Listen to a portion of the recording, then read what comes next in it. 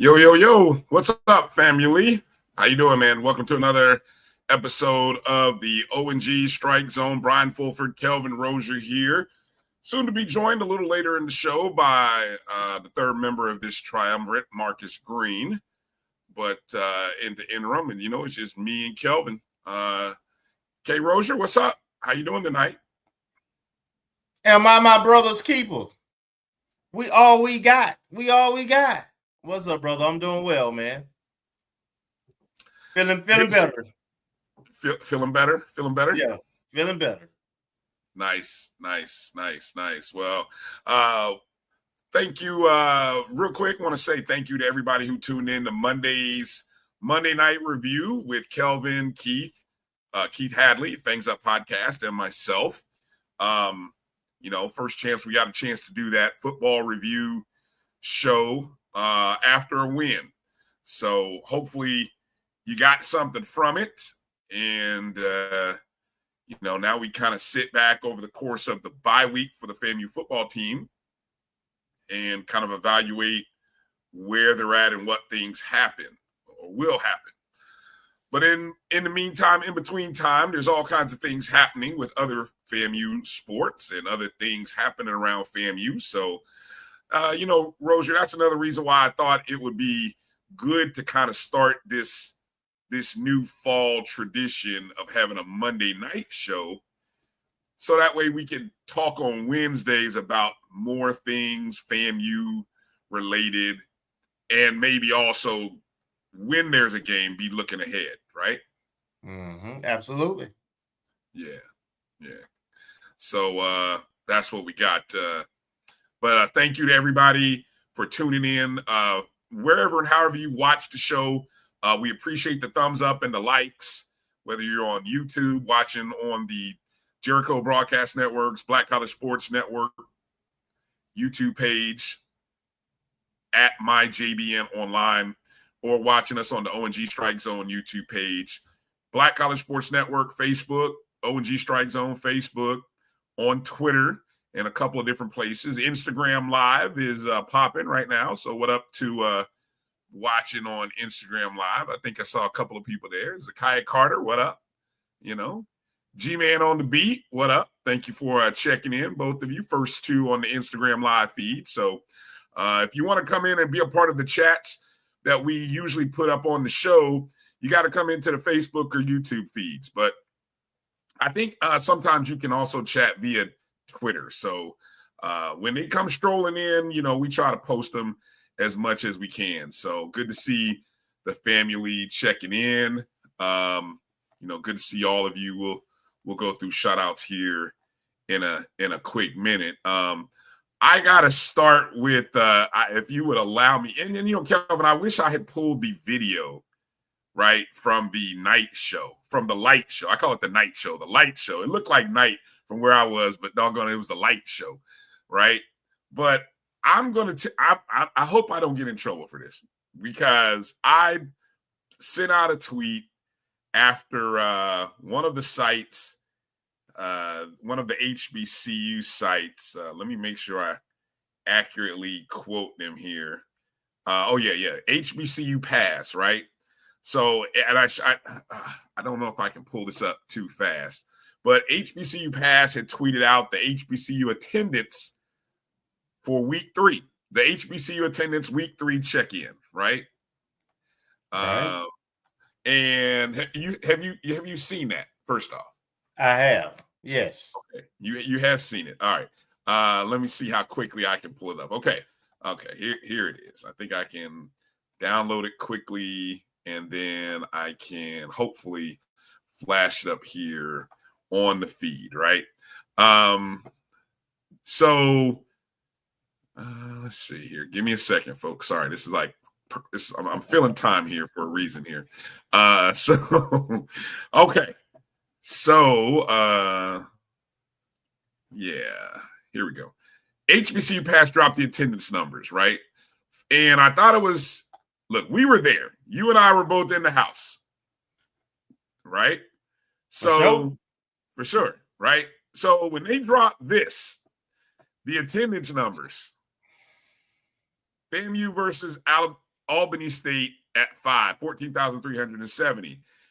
All the way up, A&T Hampton at 15.8. Howard Morehouse in New York City, 16.2. Alabama State and Miles, that was played at Alabama State, 18.1. And then in the vet in Jackson, Mississippi, 18.6. I said that's Fugazi. Matter of fact, I'm going to take that back. I'm going to use exactly what I said. You seen The Wire, right? Yes. That's what I dropped right there. Because if you're telling me what I saw on Saturday night in Bragg Memorial Stadium to open this season was 14,370, then my eyes have gotten bad. And somehow Bragg expanded and I missed the memo. Because there is no way on God's green earth, for anybody who was there, anyone who's ever been there, that was 14,370. Will you agree or disagree with me? Wholeheartedly, man. It was very few spots of the stadium that didn't have people. So we missed something somewhere, but the true number should have been closer to 18, probably 17.5. Yeah.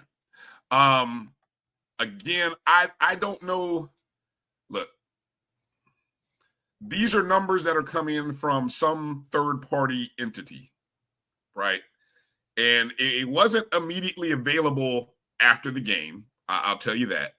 So it came in the next day, and that's the numbers they provided. And I don't know who the company was. I didn't even go that far to ask. And I was told what all went into the numbers. I'm like, something's amiss. Something's amiss. This reminds me also of the game when I remember doing Stat Crew last year, and we had a game that was also tagged at about 14,000. And I saw that, and I looked at it and said, there's no way. There's no way there's 14,000 people here. This game is at least 17. And I don't know. That's what they reported. So I don't know, man. I mean, I keep bringing this up because these attendance numbers, they matter, in terms of FCS bragging rights, but also, I'm not talking about paid butts and seats. So, look, I just think there needs to be an audit. That's all. I'm asking for an audit. I don't know who, I know people, but I'm not I don't have enough gumption to go ask them. So I just think there needs to be an audit. So no one should be able to look at 14,370 and say, yeah, that's about right. No, heck no. I want to audit. That's just me. Well, there's different ways. That's part of the issue is that the NCAA doesn't require a unified way of reporting numbers and attendance. Some folks use butts and seats. Some folks use tickets sold. Some people use actual paid attendance. Some people use paid attendance plus recruits bands. People who enter the stadium. So it's not a uniform way of doing it. And because the reconfiguration of the stadium and, the band taking up whole sections, so it's not fully attended, so there are some ways where numbers can be off and unaccounted for, but it does seem like it's at a minimum a couple of thousand short on that one. Yeah. So that's where I wanted to start. I'm being a little messy, but some of these schools on this list, I don't like being finishing behind them, especially in attendance battles, especially when that school at the top is struggling in their attendance after the first two home games. So I definitely don't want to be fifth. You got to be kidding me, And so anyway, all right. But it was a great atmosphere. Yeah, it was a great atmosphere. Oh. The Rattlers did what we do. We support our team. Yeah. And that was great to see. Yeah, definitely was great to see Rattler Nation. So many folks showed up. A great student crowd, great. And another thing, I don't know if we kind of hinted at this on Monday. I thought you hinted at this. I think you did. That the game day experience was better this game than the first game. There was a nice energy and flow between the DJ, the PA, and the band. Nobody was playing over each other. Everybody seemed in sync. The light show seemed that everything was good. I really, that's probably the best I have felt about the game day synergy among those entities in a few years. Right. Yes. So there was synergy. The environment was just spectacular. It really was. It was. And the perfect complement to it was the new light show. Yeah. The new light show. Now, Southern folks are, they're claiming that they were the first ones. But they don't do it like Club Bragg, though. Thank you. That's what I was gonna say. They can have the first, but they don't do it like us. We did it better. We did it better, right? Okay, so if you want to claim being first, we did it better. Now, in terms of night games, when we look at the schedule, I think that is the other outside the Jackson State game. That's the only night game we have. Correct. Now the other games have that late twilight setting to them, so unless it's a cloudy day but time changed. Time don't go back to November, so okay, it'll still be light. Okay, by the time the game's in. Yeah, so for all the JSU folks, Dr. Carey and some of you other folks, you got to come to Tallahassee to see the light show. That's all I'm gonna say. You got to come to Tallahassee if you really want to see it. Come be a part of it. Be a part of Club Bragg. We know it might be hard for y'all to travel because you're just coming off of going to Vegas, and I get priorities. I get it, but you might not want to miss it. That's all I'm gonna say. So coming up on tonight's show, I said we're going to. There's a lot of news and notes, FAMU stuff, non-football stuff for us to get into and talk about on tonight's show. Special guests that we have coming up at the top of hour 2. We have the 2025 FAMU Hall of Fame inductee, former softball legend, Amber Fulwood, will be joining the show at the top of hour 2 at 9 o'clock. She's a new inductee and a softball legend, and she's making some big news in how she is helping to support her program, FAMU softball. So we're gonna get into talking to her about all that. But before we get into talking talking with Amber for the first time, we got a friend that's coming back to Tallahassee. We got a friend who's coming back, rolling down into the South from the Midwest, back to Tallahassee. He's gonna be dressed in a little different colors, though. Yeah, might be in a few different colors, some colors that we're not used to seeing. But joining us, I don't know if he's in the car, on the road, en route, but joining us is none other than our 2-time O&G Award Administrator of the Year, former FAMU Director of Athletic Communications and Digital Strategies, and current Assistant Athletic Director of Communications at Kent State University, none other than the one and only. Now he just goes by West Side. He had to get rid of the other part, right? It's just West Side, but no Diddy. Yeah. Our good friend of the program, Josh Padilla. Josh, what up? Doing well. Just finished class. So I'm actually enrolled in grad school now. It's one of the things where I just have a lot more help, so I have more time on my hands. So I decided to go back to school. I would love to go back to school at FAMU and get my master's and be a Rattler, but I just didn't have the time. True. True. Understood. What are you pursuing your master's in? Sport administration. Oh, hey, makes sense. Makes Yeah. sense. Makes sense. Yeah. Yeah. So you've been at Kent State for probably about 6 months now. What's the experience been like for you professionally, socially? I know it's a big difference culturally from Tallahassee and FAMU to Kent State and Kent, Ohio, or is it Akron, Ohio? Yeah. It's in Kent. I live in Akron though. Okay, I knew it was all But close.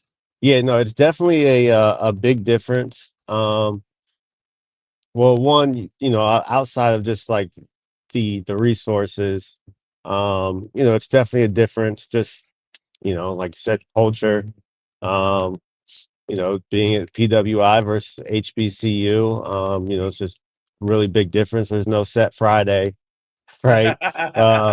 You know, there you don't have that type of togetherness, I would say. It's just everyone's part of their own individual clubs and things like that. So it's a big difference. But this is, it's definitely just kind of more so was focused long-term career. If I was just focused on being somewhere where I had just a lot more fun on an everyday basis, I would definitely be down there because I was watching that game and that light show, and just the stuff I seen on social media. It looked like a lot of fun. I would have definitely loved to have been there. I'd love to have really loved to see that during the Willie Simmons era. Right. That would have been amazing for sure. But yeah, no, I know I was listening in and I hopped on when you were talking about the attendance thing. And it is somewhat kind of weird. Sometimes the number they give might be just based off scans only. Right. And every person in charge will have a different kind of calculation. Because I know there was one game where the reported number was much, much lower than what it looked like. I forgot what game it was, but it was during Willie's second year. My second year there. My bad, my second year. And I forgot what game it was, but there was definitely looked like a lot more people than what was reported. So it all kind of varies depending on who's in charge and what the calculation for formula may be. What does that look like at your school? What at Kent State? How is all that? How's all that gumbo put together in terms of calculating attendance? Well, I just get the number from the ticket office, but they have their own formula as far as how many band members, all the recruits. They include players, refs. Like, if you're in the stadium, like you're a number to be included in the attendance. Working in the press box, like taking it all in. Gotcha. Go ahead, Kelvin. Josh, we had an opportunity to text back and forth real quick. Thank you, first of all, for jumping in because it was kind of last minute. But of course. I thought about it and I was like, well, Kent State plays in Tallahassee this week. So you coming down, and in general, what's your role on the road when you travel with the football team? Yeah, so my role is, that's the main media contact.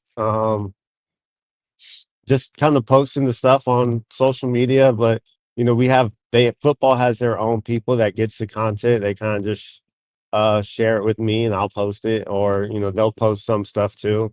And then just doing some of the old traditional communication stuff, participation charts, press conference, a lot of the same things you did at FAM, just maybe it might be focused on a smaller number of things to do versus a larger.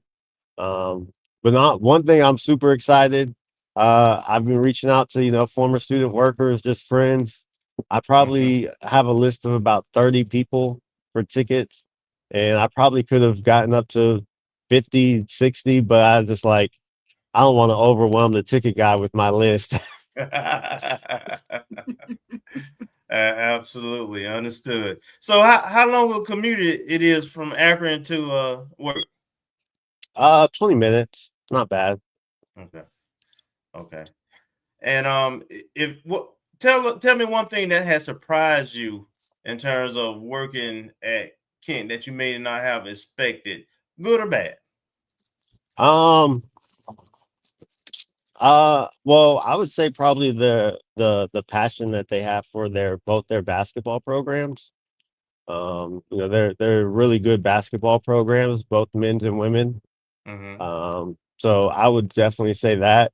And then also, I would say for the most part, I think outside of the size of the press box and like the president suite, Bragg is nicer in the sense that it's more modern. They have a much nicer video board, the field ribbons, the light show, all of that.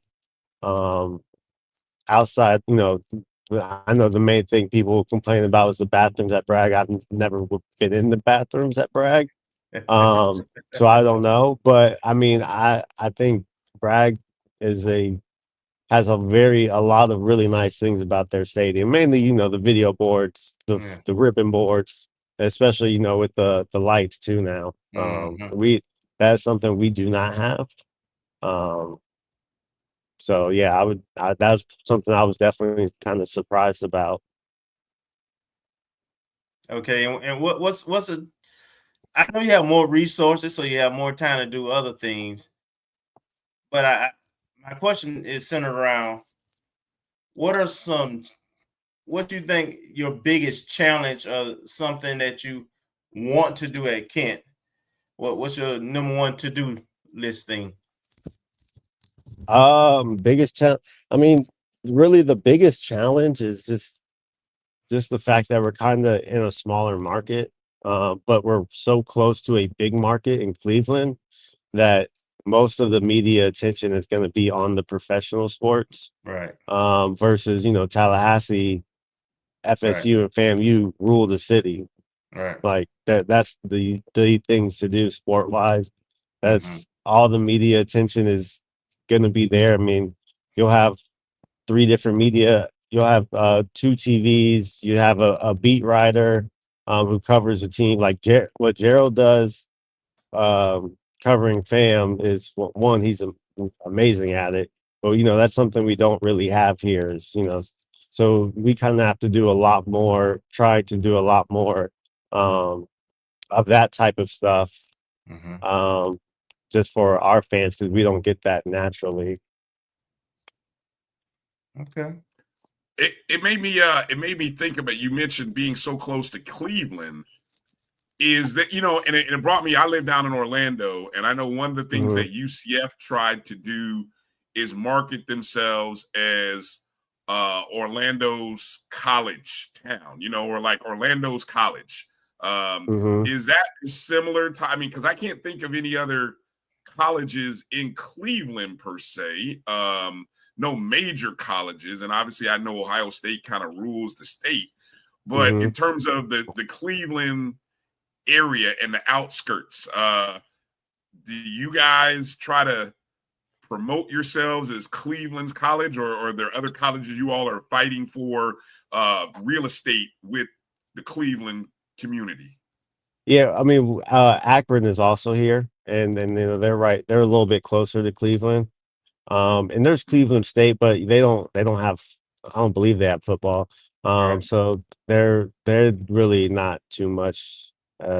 We don't really view them so much as a competitor, really. But yeah, Akron for sure. And I mean, that's they call that the school down the road because we're literally just 20 minutes away from each other. Um, and that's our biggest rival. But Youngstown State's not too far either. But yeah, it's mainly us in Akron for sure. Okay. Gotcha. And then when the MAC action starts up, of course, Kent State is in the MAC. Hmm. One of the more respected Group of Five conferences, where they have sort of built a niche in the midweek, the what is it, either Tuesdays or Wednesdays when they play Tuesday, MAC Wednesdays. Yeah, Yep. yeah. What kind of marketing what's that in terms of like when you're sitting in those marketing meetings now and you guys talk about that? What's that like? Well, one, I mean, it's a lot harder to get people to come to the games for those games. And you're in Northeast Ohio trying to get someone to come to a football game on a Wednesday night at 7 p.m. in 30, 40-degree weather. It's a little bit tougher. So, they definitely, and, to be quite honest, historically, recently, Kent State struggled. And I think we have a much better team this year. But so, it's a little bit more challenging. I think the teams that have had more success might do a better job of getting people to come out to games. But the main reason that they do those games is to get on the big networks, ESPN, ESPN2, ESPNUs, for those midweek games. And CUSA started doing it last year as well. I know FIU played a couple midweek games last year. I remember watching them on a Tuesday, Wednesday. So they've definitely started doing that as well. But it's definitely challenging to get anyone, and students have classes during those hours. Like our football team on a Tuesday, Wednesday game, they still have to go to class until like maybe 12 o'clock. So it's not like a traditional game day in a sense where that whole day you're focused on the game. They still have to go to class and things like that. Wow. Yeah, excuse me. I don't think going to classes, to noon is that bad a No, deal. no, It's like but It's yeah, not yeah, routine though. Athletes, coaches, they creatures of habit and they like routines, and that that, does change the routine. yeah.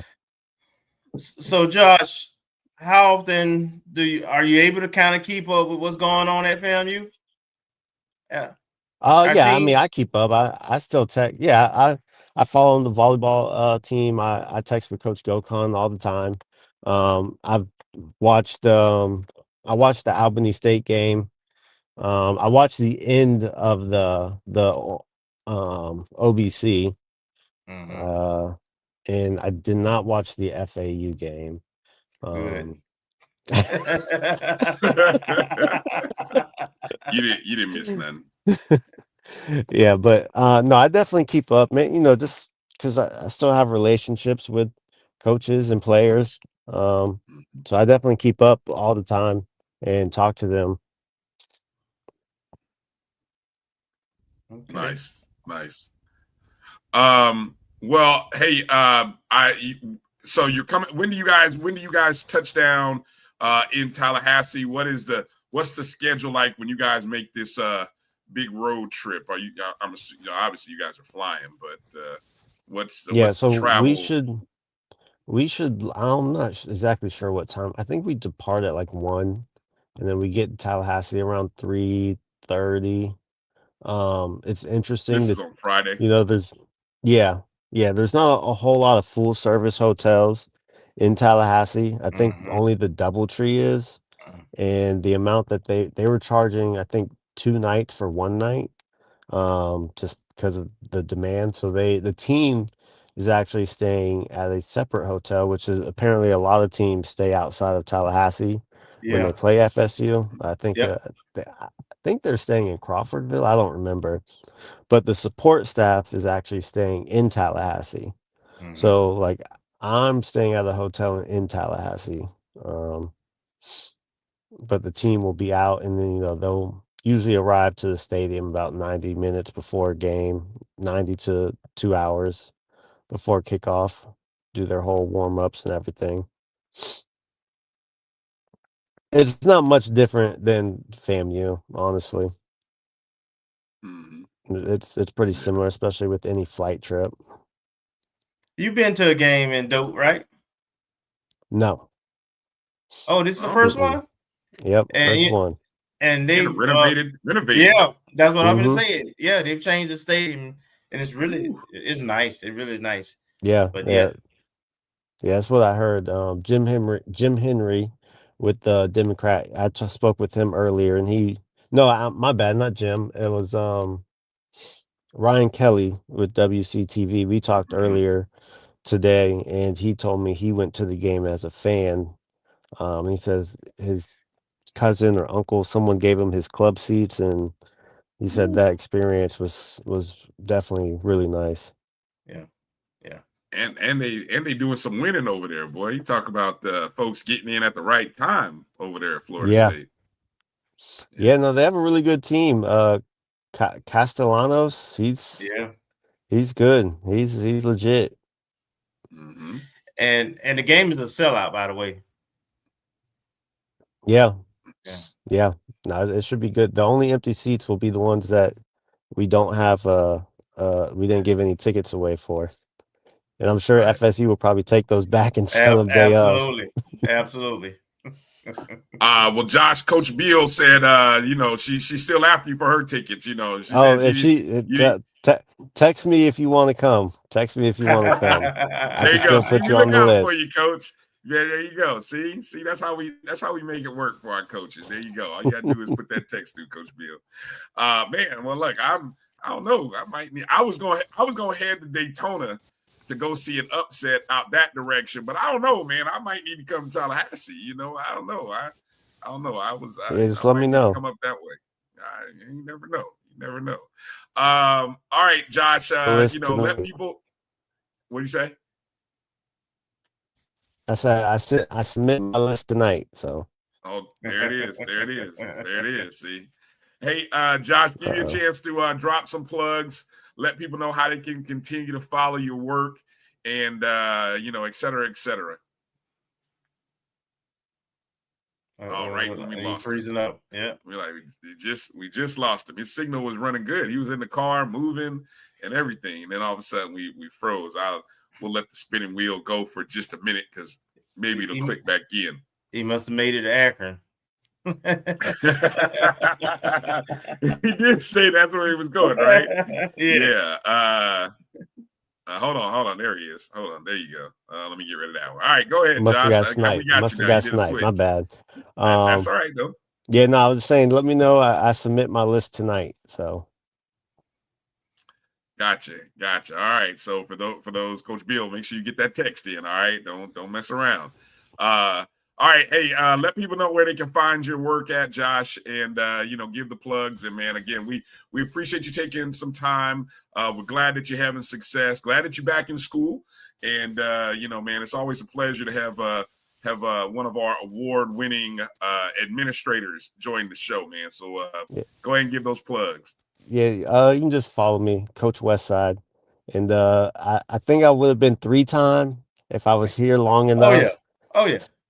Probably. But maybe. Never know. No, but I appreciate y'all. Again, appreciate all the work you guys do and did while I was there too, because it just helps amplify FAMU. So. All right, Josh. Like I said, I'll see you Saturday. Hopefully, you'll get a chance to come to the field or something. Yep, I'll be down there. I have some of my old student workers doing some work for us at the game. Okay. So I'll be there hanging out with them as well. And then again, I think I have about 30 people who have tickets for the game. So I'll be around for sure. Mainly pregame. Okay. All right. Good deal. All right. Take care, Josh. Right. Be well. Right. You guys safe travels down to Tallahassee. Yes, sir. Thanks up. Thanks up. Yes, indeed.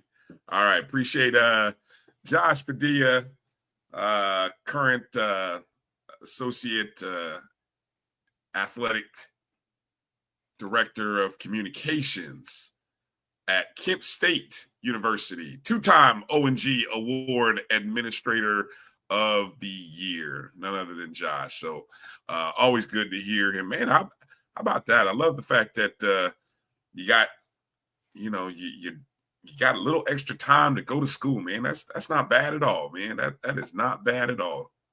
Not for Good real stuff. Get a paycheck and education. Exactly, man. Not a bad deal at all. Hey, we're gonna take our first break. Come back. get into a few bit of news. Try to run back through the shout outs because I know we didn't get to do that with you guys. So appreciate you guys tuning in. However, and wherever you're watching the show, hit the thumbs up and the like button. Yeah, it's always appreciated. You're watching the O&G StrikeZone right here on the Black College Sports Network. We'll be back in just a moment. This is the Dean of the College of HBCU Sports, Kenyatta Cavill of Dr. Cavill's Inside the HBCU Sports Lab with Mike Washington and Charles Bishop. Come mix it up in the lab where the course lecture is in session every Tuesday from 6 o'clock p.m. Central Standard Time on Facebook Live, YouTube, Spreaker, or the BCSN app, as we discuss all things about the HBCU sports culture, including exploring the week that was in the sporting HBCU diaspora, as well as the upcoming week of HBCU sports. With me, the Dean, the College of HBCU Sports, on Dr. Cavill's Inside the HBCU Sports Lab with Mike Washington and Charles Bishop. Course lecture dismissed.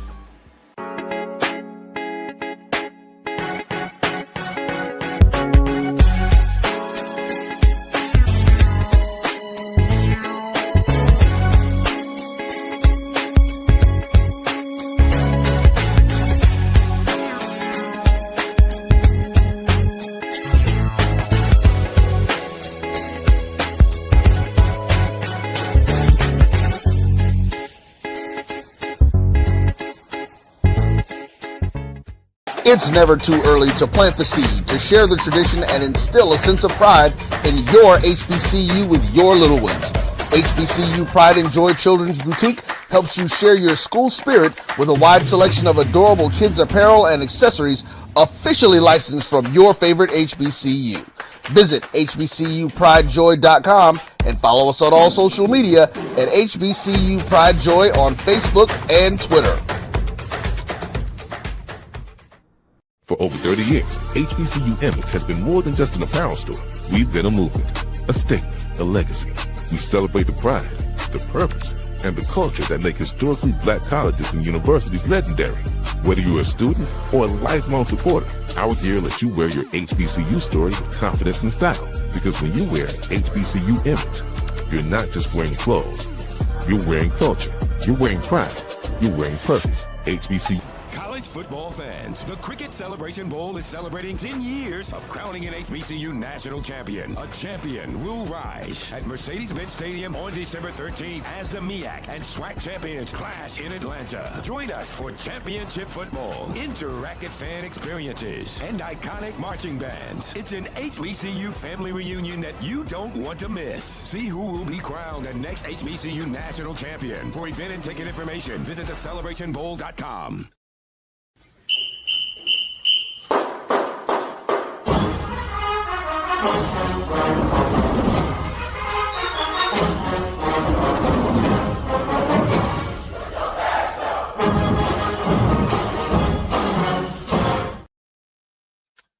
Welcome back to the O&G Strike Zone. Bryan and Kelvin.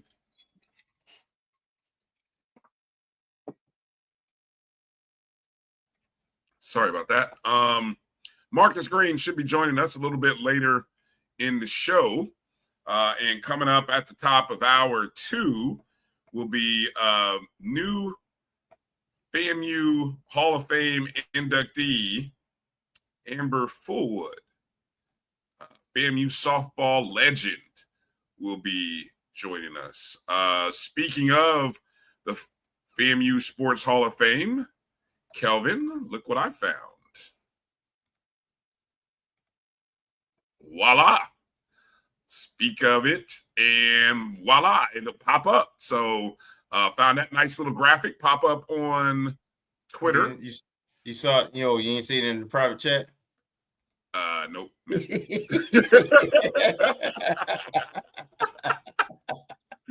Yeah, nope. Sorry, I missed that. Well, you sent me to an Instagram page. I missed that. Hold on. Here, I'm gonna drop the link in the chat to purchase tickets to the event. Again, the event is Friday, September 26th at 7 o'clock in Gaither Gymnasium. You can scan that QR code there, folks, as well. Hold on, let me pipe this in there. Go ahead and talk a little bit about some of those names while I drop this in the chat for the people, Kelvin. Man, this is a great list. All worthy, of course. And some of the ones in Mike Smith, everybody knows Mike, who's been the AD 3 times on an interim basis at FAMU, responsible for the hire of Coach Ellenwood. Coach Ellenwood, Coach Shoot. He has eye for talent. And word on the street is there's going to be a very special guest in the house at his table. A very special guest. At Mike Smith's table? Yes. Oh, man, you got me wondering now. Wow, okay. Okay. But yeah, you can you can see there are amongst the Rattlers who will be there. You have 8 former student athletes, 2 former coaching greats, 5 persons who have been outstanding in their support of Rattler athletics. So what an awesome event. Shout out to Marvin Green, but not just Marvin, but all of the people who have a hand in that. Folks like the legend, the GOAT himself, Alvin Hollins, for example. And I'm sure there's some other names that I'm going to forget. But we had Marvin on the show last week, so hopefully you caught the show. If you caught the halftime show of our radio broadcast on Saturday, Marvin stopped by the booth during halftime of the radio show of the football game broadcast. So we continue to talk about this event much, and it's a great weekend too, because this is the Alabama State weekend. We're coming off a bye. They're coming off a bye. This is the first SWAC game of the season for both schools. A lot's at stake. So this is a great kickoff event for the weekend. And so you have all the more reasons to be there. So good stuff. All right. Hey, Bryan, you didn't talk about your Virgin Voyage as the play-by-play voice. How was it, man? I know I had people sitting around me who was listening to your voice at the game. Well, I appreciate that. Everybody who was in the stadium and tuned in. I love that atmosphere. When I go to games, that's what I want to do. Because I think we're all accustomed to watch. Most of us, we're probably accustomed to watching a game, but we're accustomed to listening to commentary from, radio broadcast TV people, right? So I hope that in watching the game live, myself and Albert Chester, we were able to kind of give you some good stuff during the game. It was good. I'd say it was about a good A product. We had a couple of hiccups, but look, it was some things that were out of our control. But my engineer / spotter, Chris, who's a FAMU broadcast student major, he did a great job. It was his first time, and I appreciate Vaughn for getting us set up. Appreciate Dennis for doing everything to make our job easy and helping us get set up. Albany State's SID was also very helpful. They brought a radio crew as well. So they were right next to us. So it was real fun, man. I thought we did a good job. Good job. So hopefully everybody enjoyed it. I got one question. Yeah. Did you remember to give the scores and the time coming in and out of your breaks? I did. You guys tell me or tell Kelvin. I thought I did a good job. I think I did a good job keeping people abreast of the time, the spot, which way we were moving, right to left to right. The one thing, look, this is I'm going to say it, but it is what it is. My one pet peeve about the Bragg press box and press box area are the windows. The windows that were installed up there, and you've heard us talk about this before. The way the windows are set up, you almost wish you had a solid panel. Instead, we've got these like 4, almost like an eighth. Basically a big window and cut it into 4s. That's what we had, and then like 2 sets of those. And it was kind of like, so you're having to look like this, and you're having to look past the window pane. I wish we could just replace the window pane altogether and just have maybe 2 or 1. But other than that, everything else was wonderful, man. Everything else was wonderful. The setup is nice. They got a TV in there that we could use to watch replays. Appreciate Jeff and his team that came and kind of helped us get that set up, which really was, shows how old I am. It was a matter of just kind of pushing a button, but I didn't know. So thankfully they were busy trying to get set up, and I was like, hey, is there anybody who can cut the TV on? They're like, yeah, okay, hold on. So you know what I'm saying? But they were busy trying to get their stuff going, and I just appreciate the whole, it's all one big team, man. I feel honored to be a part of a team to kind of help get the broadcast out. So, what I meant. I'm loving that, Marcus. Shots fired. Well, Marcus, but I guess the only other question I like for sometimes the audience to get the behind the scenes look at things and how the sausage is made, so to speak. Yeah. Did you have to hit a button on the board to send it back to 96.1 during the breaks? No. So thankfully, that's what my producer, Chris. Oh, so you did have a producer. Okay. Yeah. We have an on-site producer because there are some breaks. There are some breaks that are part of the Rattler Football Network. Right. And then the radio station 96.1 Jams, they have their breaks. So essentially in every quarter, there's 3 breaks that you're trying to hit per quarter. First one goes to the Rattler Football Network, and the next 2 go to the radio station. And so, but anytime there was a timeout, we're trying to coordinate. That's the part you got to work on, because obviously television is television. And they're going to have a certain amount of time.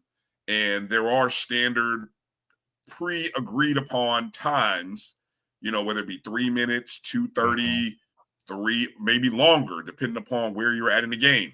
So for the radio crew to try to be in sync with that, so that way we don't miss the action, you almost have to have less time than what is actually going out on TV. So that way, if they do make a change, you can adjust. So that's something that we have to figure out how to work. But 96.1 Jams, they had a station producer, I'm sure. Because, it's funny, when I used to be an intern in Tallahassee, right? When I used to work for what was then Clear Channel, I used to be that guy. I used to work in the radio station, the sports station in Tallahassee. Mm-hmm. And I used to be the guy on whenever Florida State was having a baseball game, I would work the late night baseball game, right? And so I can't even remember the guy who used to do the play-by-play for Florida State baseball on the radio. It's a well-recognized voice. But anyway, I used to – Gene Jekyll? No, it wasn't Gene. It wasn't Gene, because Gene did football and basketball. It was the guy who did baseball. He did baseball games, and I think he also had a show. He also had a radio show there at the station. But he would do the baseball games, and so I'd have to know how to push the button for the breaks, and then of course after everything's done, then I got to send it back to programming. And I tell you, man, there were some times when you got to pay attention. Like, you can't just sit there and be reading a magazine and paying attention. Otherwise, you end up missing breaks. And it's not a hard job because it really is an automated system. But if you fall asleep, you gotta be paying attention, right? You do have to pay attention just a little bit, right? And, what they used to say in radio, oh, it's so easy, a monkey can do it. Yeah, but if that monkey fall asleep, boy, you're gonna catch some bullets the next day. So yeah, but why didn't we interview Quinn? Well, okay, so James, this is what I'll say. Most of the time when you listen to radio broadcast of a football game, you sometimes have an on-field reporter, right? Who you'll go to during the game, and more importantly, who will be on the field to catch that halftime interview, that post-game interview, because obviously we're up in the press box. And so if there's nobody on the field with a microphone, how are you supposed to get that interview? So I will tell you, we did not have that, and the Rattler Football Network has not had that for the first 3 games, but that will change with the Alabama State game. I'm not going to say who, because that's not my job. I can't do that, but I will just tell you our ability to get an interview from the field will change upcoming for the Alabama State game. I think I'm safe to say that. I hope I don't get in trouble for saying that, but I'll tell you that. I won't say who, but I'll just tell you that. Okay, so there you go. Bryan, y'all don't have nothing to do with Swag. Y'all don't have no overlay or anything to do with the Swag TV production, right? Explain it, because I see a lot of questions around that. So no, we don't. So here's what I'll say, how the SWAC TV thing works. Obviously, we have a production team, right? We're very fortunate to have a very good video production team. Jeff and his team, they know Bragg well. He knows Bragg. He knows the ins and outs and where everybody needs to be. And so that's the in-house camera crew is who provides the video feed for SWAC TV. Now, the production company that manages SWAC TV, they provide the announcers. So I know Stan. I didn't even know Stan was there until I went back and listened to the replay, because I didn't see Stan. It's crazy. That's how crazy. I didn't see Stan, so I didn't even know Stan was there. But Stan, and I forgot who the other guy was. So that is contracted by the production company that runs SWAC. Yeah, the conference essentially. So they provide that. But for example, if you saw SWAC TV in the volleyball, that's our FAMU in-house feed. Obviously there was no audio commentary, but that too may one day change as more and more as a little bit of time passes. And I'm sure there'll be some additions and things like that'll happen when they get to basketball season. But the only thing I know that was trying to be worked on is taking our audio feed, matching it with the video, so that way when they start to maybe pub out some promotional videos and clips, that's where you may hear my voice over top of mine and Albert Chester's voice over top of the actual live game footage. So that's okay. Yeah. All right. I don't know. What's my catchphrase? I don't know if I feel bad because I missed the orange helmets down. I got a great tutorial on the orange helmets down from I ran into Bull over at Kenzie's tailgate. And so they gave me a little history on the orange helmets down, right? Mm-hmm. And so I promise I will make sure to you know what threw me off the game? It was first game, man. Everything moved so fast. And I was trying to get situated with where I was. I totally missed it because we didn't get the ball first. And I think that long Albany State drive just threw my whole thoughts off, because I'm like, damn, they had the ball for what, 10 plays, then doggone 5-6 minutes to start the game. By the time we got the ball, man, it was like, okay, man, we're in go mode. There was a couple other things I missed that I'm kind of kicking myself that I didn't do, but I'll do better next game. I promise, guys. All right. Yeah. So, all right. Well, appreciate everybody again for tuning in and listening wherever you listen, whether you were listening in your car or online in the stadium. Appreciate you, and we'll continue to get better every week. But let's get ready to go to our break, because coming up, we're going to talk to soon-to-be FAMU Sports Hall of Fame inductee, but she is a Rattler legend, especially on the softball diamond. Amber Fulwood is going to be joining the show here in just a second. If you got any good questions or you got some nostalgic thoughts, drop them in the chats, and we'll get a chance to talk to Amber about any and all those things coming up on the other side. You're watching the O&G StrikeZone right here on the Black College Sports Network. We'll be back in just a moment.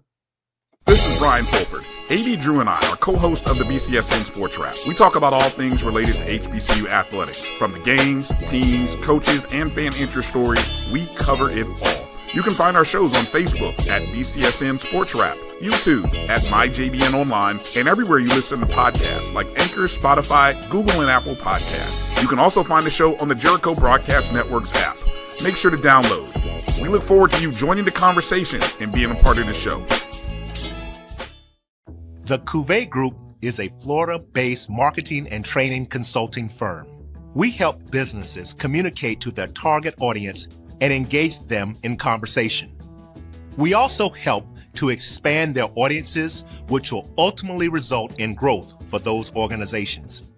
In addition to being a certified constant contact specialist, my colleagues and I are also certified in John Maxwell Leadership Principles. We use these proven principles to conduct workshops, training, and private coaching sessions for individuals and companies looking to take things to the next level.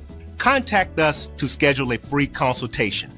Issues today, don't delay, call Cuvée.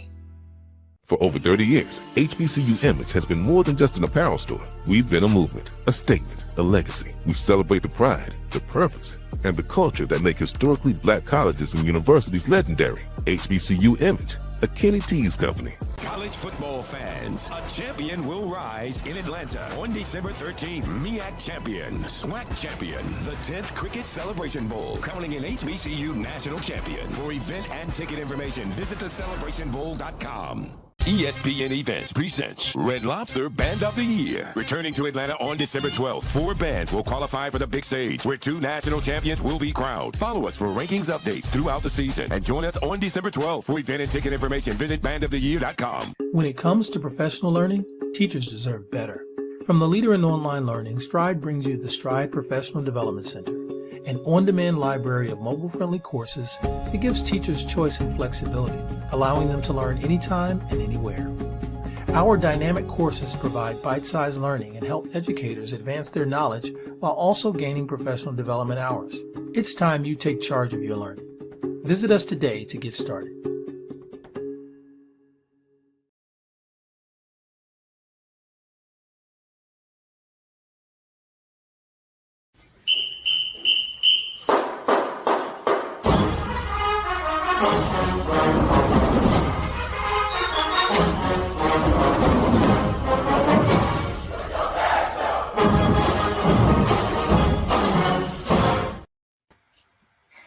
Welcome back to the O&G StrikeZone. Bryan, Kelvin, and joining us right now is a 2025 FAMU Sports Hall of Fame inductee and a FAMU softball legend.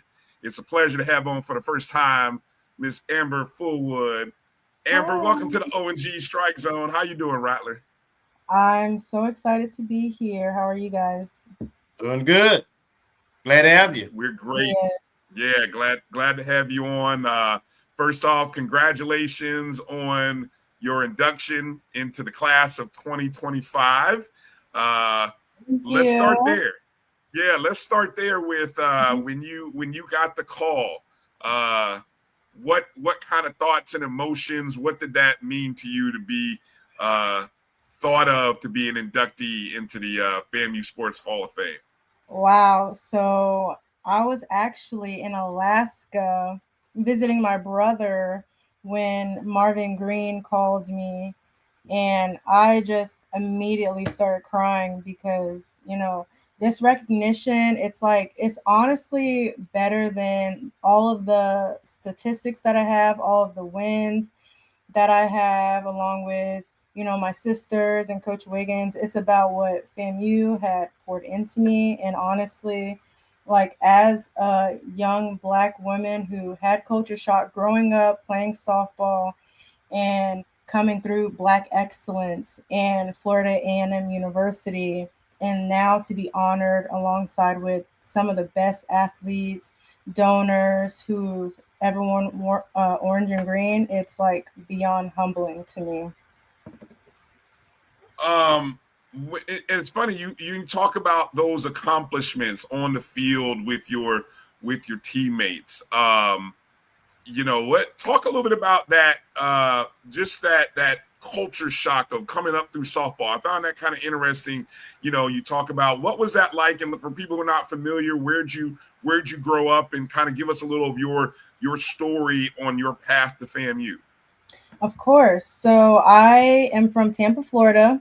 I grew up in a neighborhood where Black people were not the majority. So it's like a small town called Land O'Lakes, like just north of Tampa. And my dad ended up putting me in softball, and I was probably one of 3 Black girls on the team every time, which is normal. And so I ended up transferring to a school in Tampa called Chamberlain High School. And that's where I first experienced my first culture shock, being around a bunch of folks like me, educated folks like me, even on the softball team, seeing a lot of brown skinned girls like me who were actually really good. Like, I actually won states while playing at Chamberlain. I pitched in a state championship game. That was my junior year.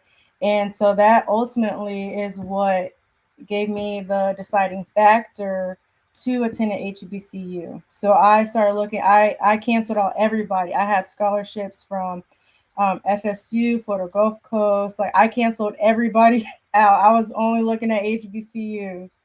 So, yeah. That's awesome. That's awesome. Yeah.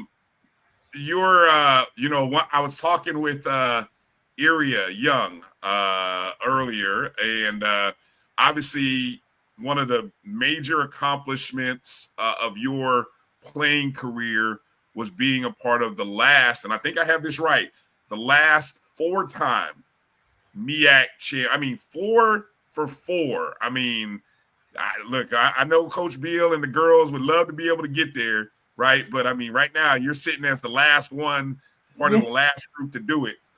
What was that run like? How do you put that into words when you think back on your playing career? Honestly, like, I just bow down to Coach Wiggins. Honestly, like, she built such an incredible foundation on the softball program at FAMU, and me and my 5 sisters, they call us the 6.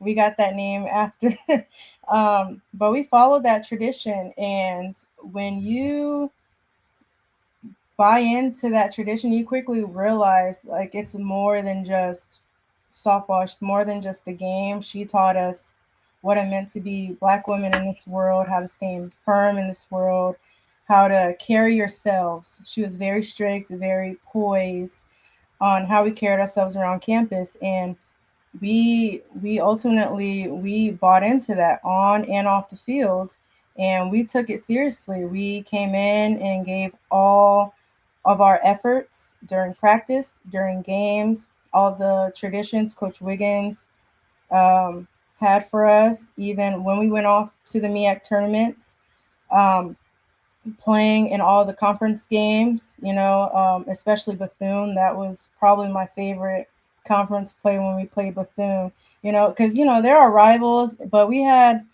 was like a little playing that we did back and forth, trash talking that we did back and forth. And it's so crazy going into the MEAC conference and you lose.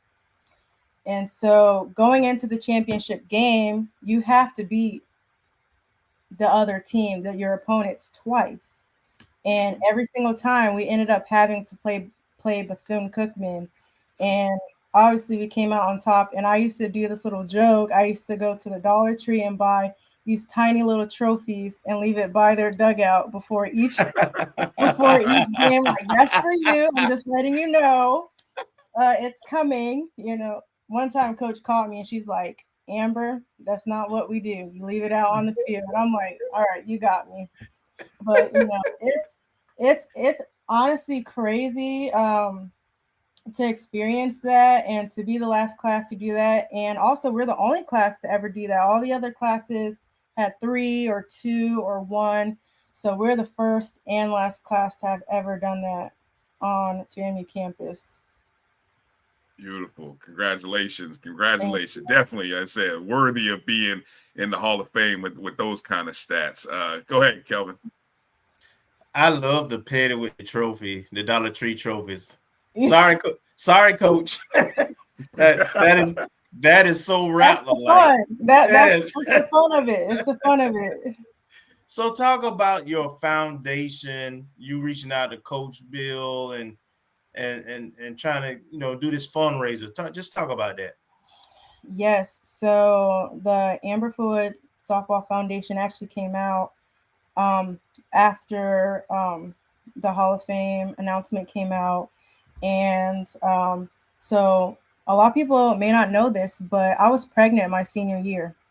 And so coming out, I speak to that because I want to speak into the importance of being an alumni and pouring back into your university.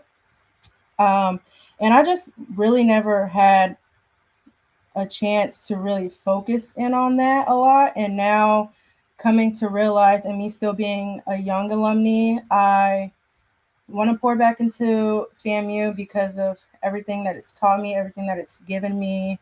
So FAMU deserves that, especially the softball program, and seeing how I came up in the softball program. And this foundation has passion, it has purpose, it has a lot of commitment. Like the girls are still using an old shed that's probably like a 2x2. So that's the first thing that I want to give back is raising money. It's $5,000 for a brand new shed to store equipment at the softball field, which I think is very deserving. Like the girls got turf now out there. They got a new nice batting cage out there. And the field needs some revamping for sure. And it's really important to me because it's personal now. And so I just want to be able to continue building the legacy and obviously using my name and pouring back into something that is very special to me in my heart. I want to give everything back and give them everything that they can. So we're starting off small with the shed. And we've been raising money for sure. We're almost there to our goal. My goal is to have that plus more by next week, by the time the induction comes. So there is a whole list. I spoke with Coach, the current head coach there. I have not met her yet, but I'm so excited to meet her next week.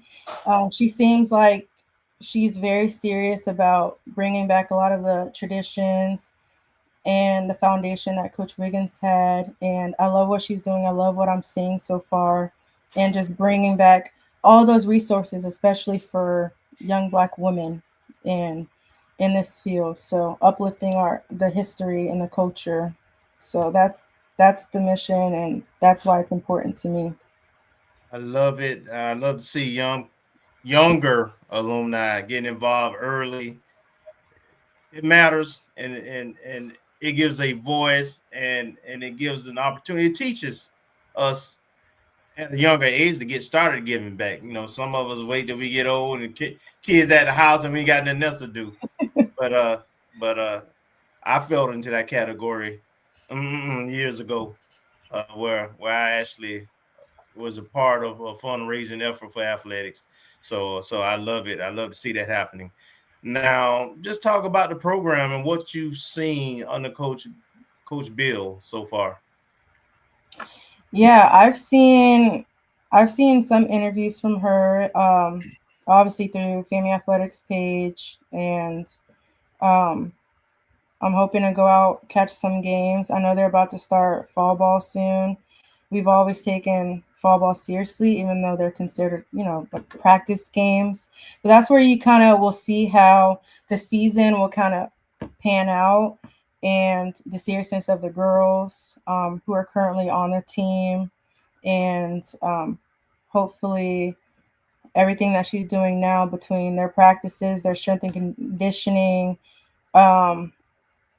hopefully that shows on the fields. There were a lot of things that I did while I was there that kind of helped us shape us on the field. Like we did reaction time. We had a team psychologist, study hall, taking that seriously too. Taking your academics seriously is number one, because Coach Wiggins did not play. Seems like Coach Beal does not play the radio either. From what I'm seeing, I've heard all positive things about her as well. So I can't wait to finally meet her in person and speak to her and see more of what her plans are for the program, and seeing what traditions that she plans on continuing. Because, every coach is different. They like to bring in their own thing as well, which is fine as long as it works. So, So it's talking to me about you throwing out the first pitch at the Rays game and how that came about and what was that experience like? That was insane.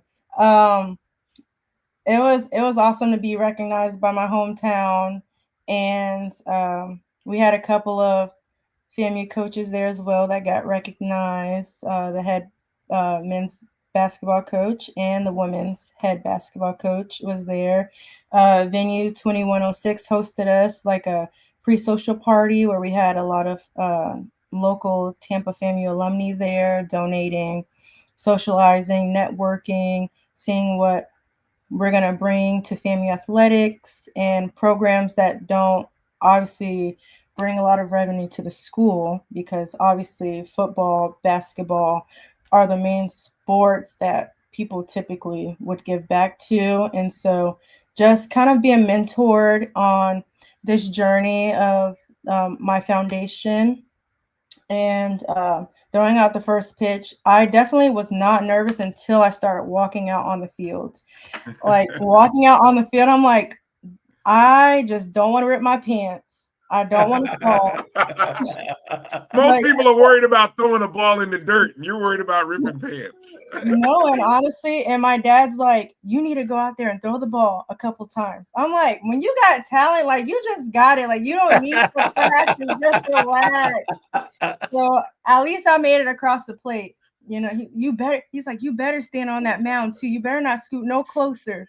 I'm like, all right, I got you, So you got to show off that arm. So yeah, that was an amazing experience. And then to see Coach Wiggins come and be here, and my sorority sisters, my friends, my family, everyone came into town for that. I was just honored and humbled and felt the energy. It was an amazing experience. They gave me a jersey with my last name on it, a Rays jersey. And my daughter was able to be out there on the field with me. And I can't believe it, but she's about to be 8 now. So that's also insane. Playing pregnant with her and then seeing her out on the field with me, being recognized for something that she experienced with me. She don't know it, but she did. She really motivated me to keep going for sure. What was her response? Yeah, that's what I was going to ask. Did she look at you like, Mommy, you were a big deal, huh? Yeah, I don't think it registered to her yet. Right. But I tell her, I'm not putting no money into no other school except FAMU, so you better get ready to be up in Tallahassee. For real.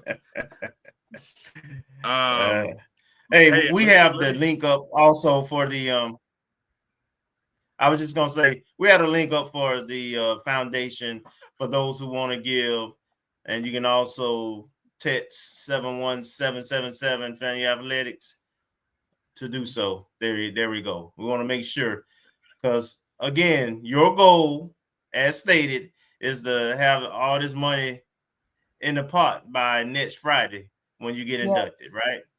Yes. So let's get to giving now. Click the link for sure. Anything helps. There is a whole list of things that Coach Beal gave to me, and I want to honor those things and make sure that the program has what it needs to succeed. So there's things in different aspects like academics and things on the field that will help them out on the field with equipment, things like traveling and nutrition. So anything helps. Like we can put all those monies into something to help. So that's one thing I want people to know, that it's actually going to get used. A lot of people, when they donate, I want that money to be used for longevity and not just something that won't be used like for something legitimate. So we do need this money for a program like the softball program at FAMU. Absolutely. I want to go through some of that just to let people know what those items are. Again, of course, you heard Amber talk about the shed, right? The large storage shed. The goal there, try to raise that 5,000 to get that there. But then you have facility enhancements, from anything from the locker rooms to the bullpens, the batting cages, the dugouts, the field padding. All of those things are improvements that Coach Beal wants to try to have done. How about the technology and player development tools as well? It's and of course, for many of you, you caught Coach Beal at the 220 Club earlier today. She talked about a lot of. She talked about this on our show last week. So I love that Coach Beal is out there. She's making sure that the message gets heard in multiple places. The travel and nutrition support, so that the team has the best nutrition for the recovery and things of that nature. And then, of course, the updated training and game equipment stuff as well. And I love the fact that, as an alum, we got to make it, no matter whether it was old alums like me and Kelvin or younger alums like you, we always try to make it better for the next group. You know what I'm saying? There were alums who tried to make it better for you, and now you're trying to make it better for the next group. And that's what it's all about, right? Brian, Brian, you old, I'm young. Yeah, you keep lying to yourself. Okay. Yeah, when I was playing at FAMU, we were wearing old jerseys, like everything old, and I'm just like, what is going on? As soon as I left, all new stuff, Nike, turf field, new batting cage. I'm like, really? Wow. Well, you know what? I love it because it's going to be better for the next who comes in, and I just want that to keep going. So the first time I actually saw the new batting cage, I was like, if we would have had this, like, man, look, right? Right? Yeah, exactly. Exactly. Let me just say, Brian, Amber, your sits, the sits of you all, the success that y'all had is what opened the door and led to all the improvements. That's part of your legacy, not just the numbers and statistics of when you played, but you left the program in a place that it could grow to what it is now, and it's steady growing. So kudos to the sits. That really feels good. And these are my sisters for sure. Like, we are all the closest friends. We keep in touch. We talk almost every day. Those are my girls for sure. Coach Wiggins poured sisterhood into us right away. We never left each other's side our whole freshman, sophomore year. Everywhere we went together unless it was class. Yeah, those are my girls. Kenya, she got inducted into the Hall of Fame a couple years ago for just being a memorable pitcher for our class. And Denise, she's still up in Dothan. And Whitney, we're really close friends. To Shayla from Lake Wales and Maisha, we're all still friends. We still hang out. So it's good seeing them and us joking about old times and the tradition and how it was coming in as freshmen and having a fight for a spot on the field, because if you think about it, it's only 9 spots on the field. You got a team full of 23 dominant Black women. Who gonna be on the field? It's hard. What position did you play? I actually came in as a pitcher, and I did pitch for a while, but coach in her mind starts to move people, and she put me at third base, and she said, I need you to be at third base. And I'm like, fine. You know, you just do it for the team. You got to sacrifice. And she put me at third base, and I never left. I fell in love with it. I love third base. I love the hot corner and being behind Kenya.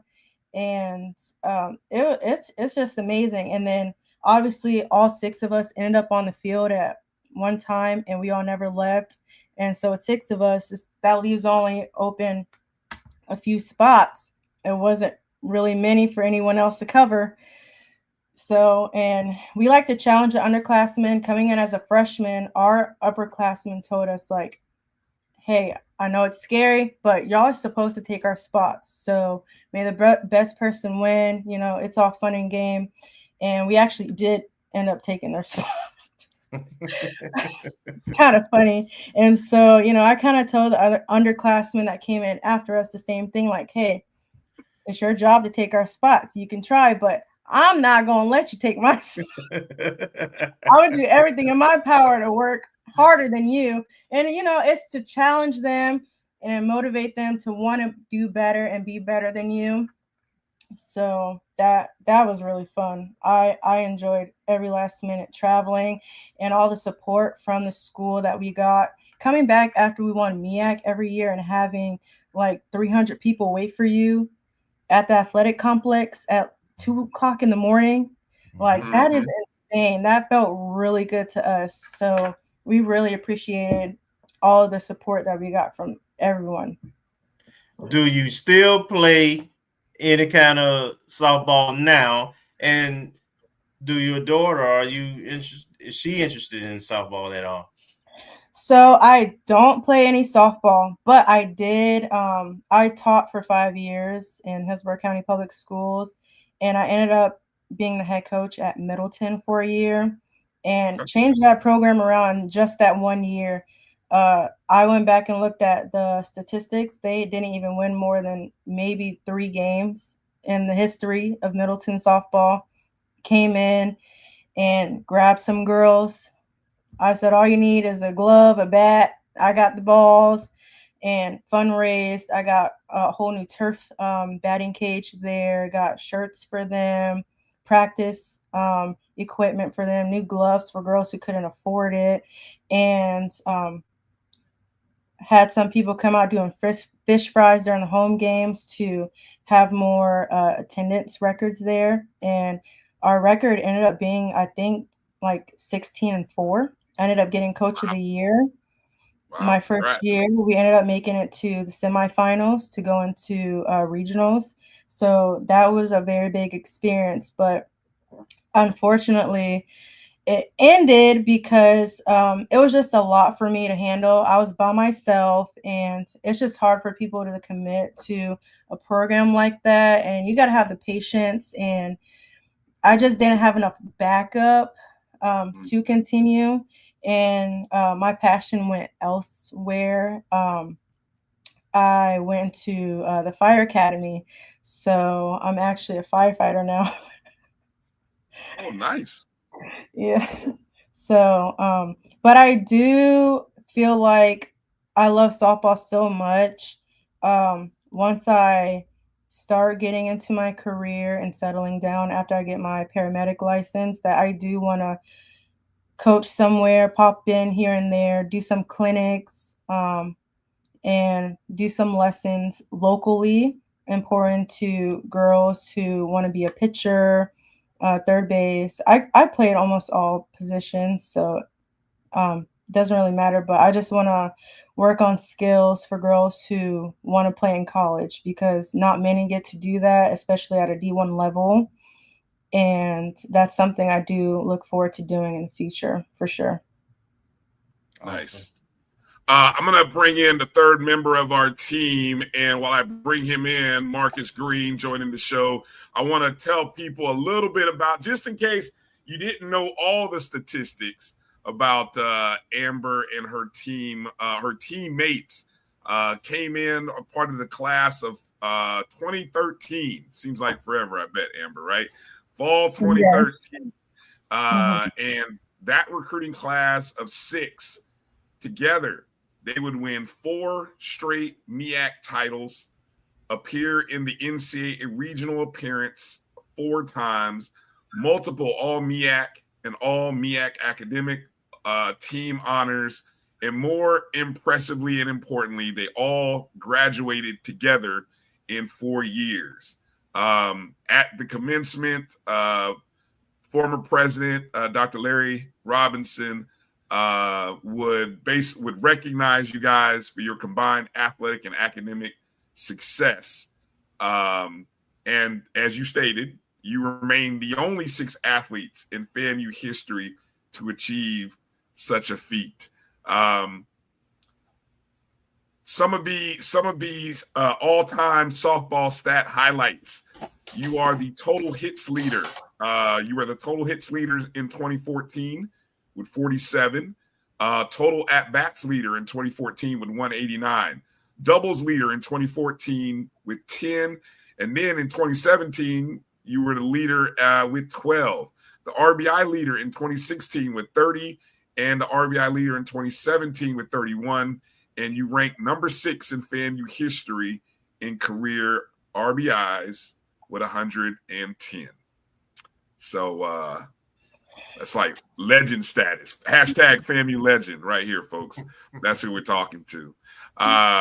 Marcus, go ahead and get you in a question or two there with Miss Fulwood while we got her in the building tonight. Okay, well, thank you, Miss Fulwood. Thank you for joining us. I missed a little bit of I guess the introduction that you were providing some background, but I guess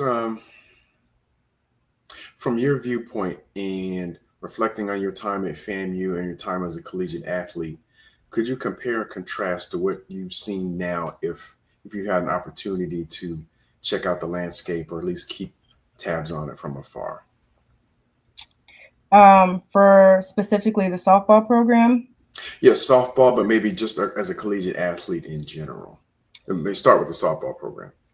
Yeah, so obviously it's a little different because since I've been there, there has been a couple of other coaches in place before Coach Beal has came in. So I don't want the foundation to be lost in that, and I felt like it kind of got away from the purpose of this program that was created for, and so I'm wishing to see more traditions and just the HBCU culture in that collegiate athlete wise.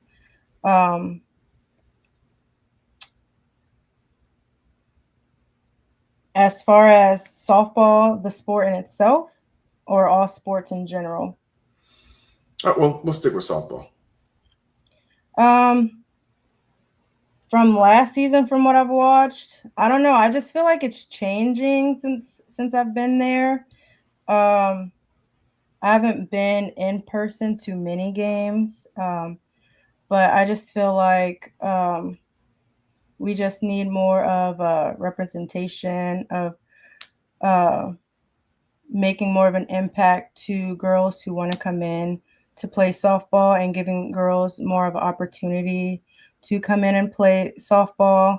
Like I said earlier, it's really hard to come in and play at a collegiate level as it is already, and recruiting and where you putting your money and how much scholarship monies you're getting.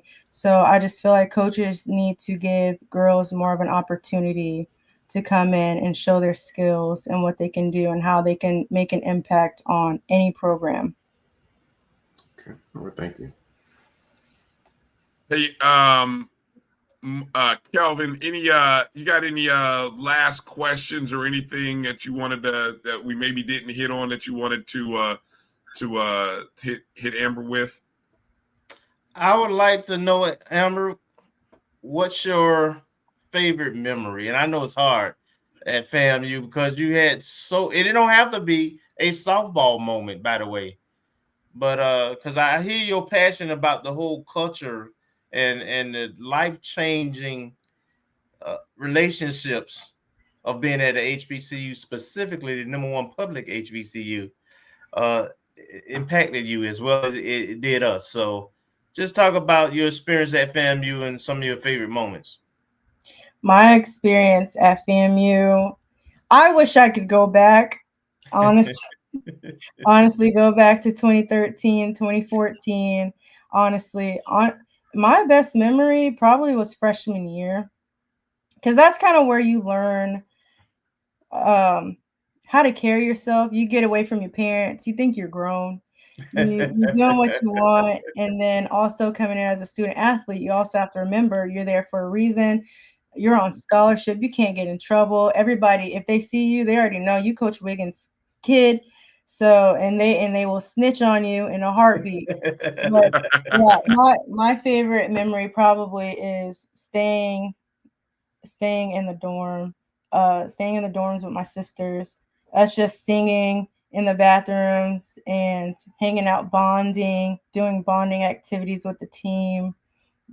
Those are my favorite memories that I would wish I could go back to, and seeing all of us now and how we've all grown into our careers. And looking back, seeing us then, I was like, wow, like if I could just tell my younger self, like, you're going to be okay, like there's nothing to worry about, I really would. But yeah, just building friendships around campus. I wish we could have attended more Set Fridays, but Coach Wiggins had our schedule. We had practice during the time of Set Friday. Oh, genius move by Coach, right? Genius move. So, yeah, just bonding with my sisters is my favorite memories. But freshman year, for sure, I think that's where we all got the closest, especially after winning MEAC. And nobody didn't think we can win all 4 years, and we made it happen. And so we're like, who's going to be next? We waiting for the next ones. And I really do want another set of girls to do that. I really do. Okay.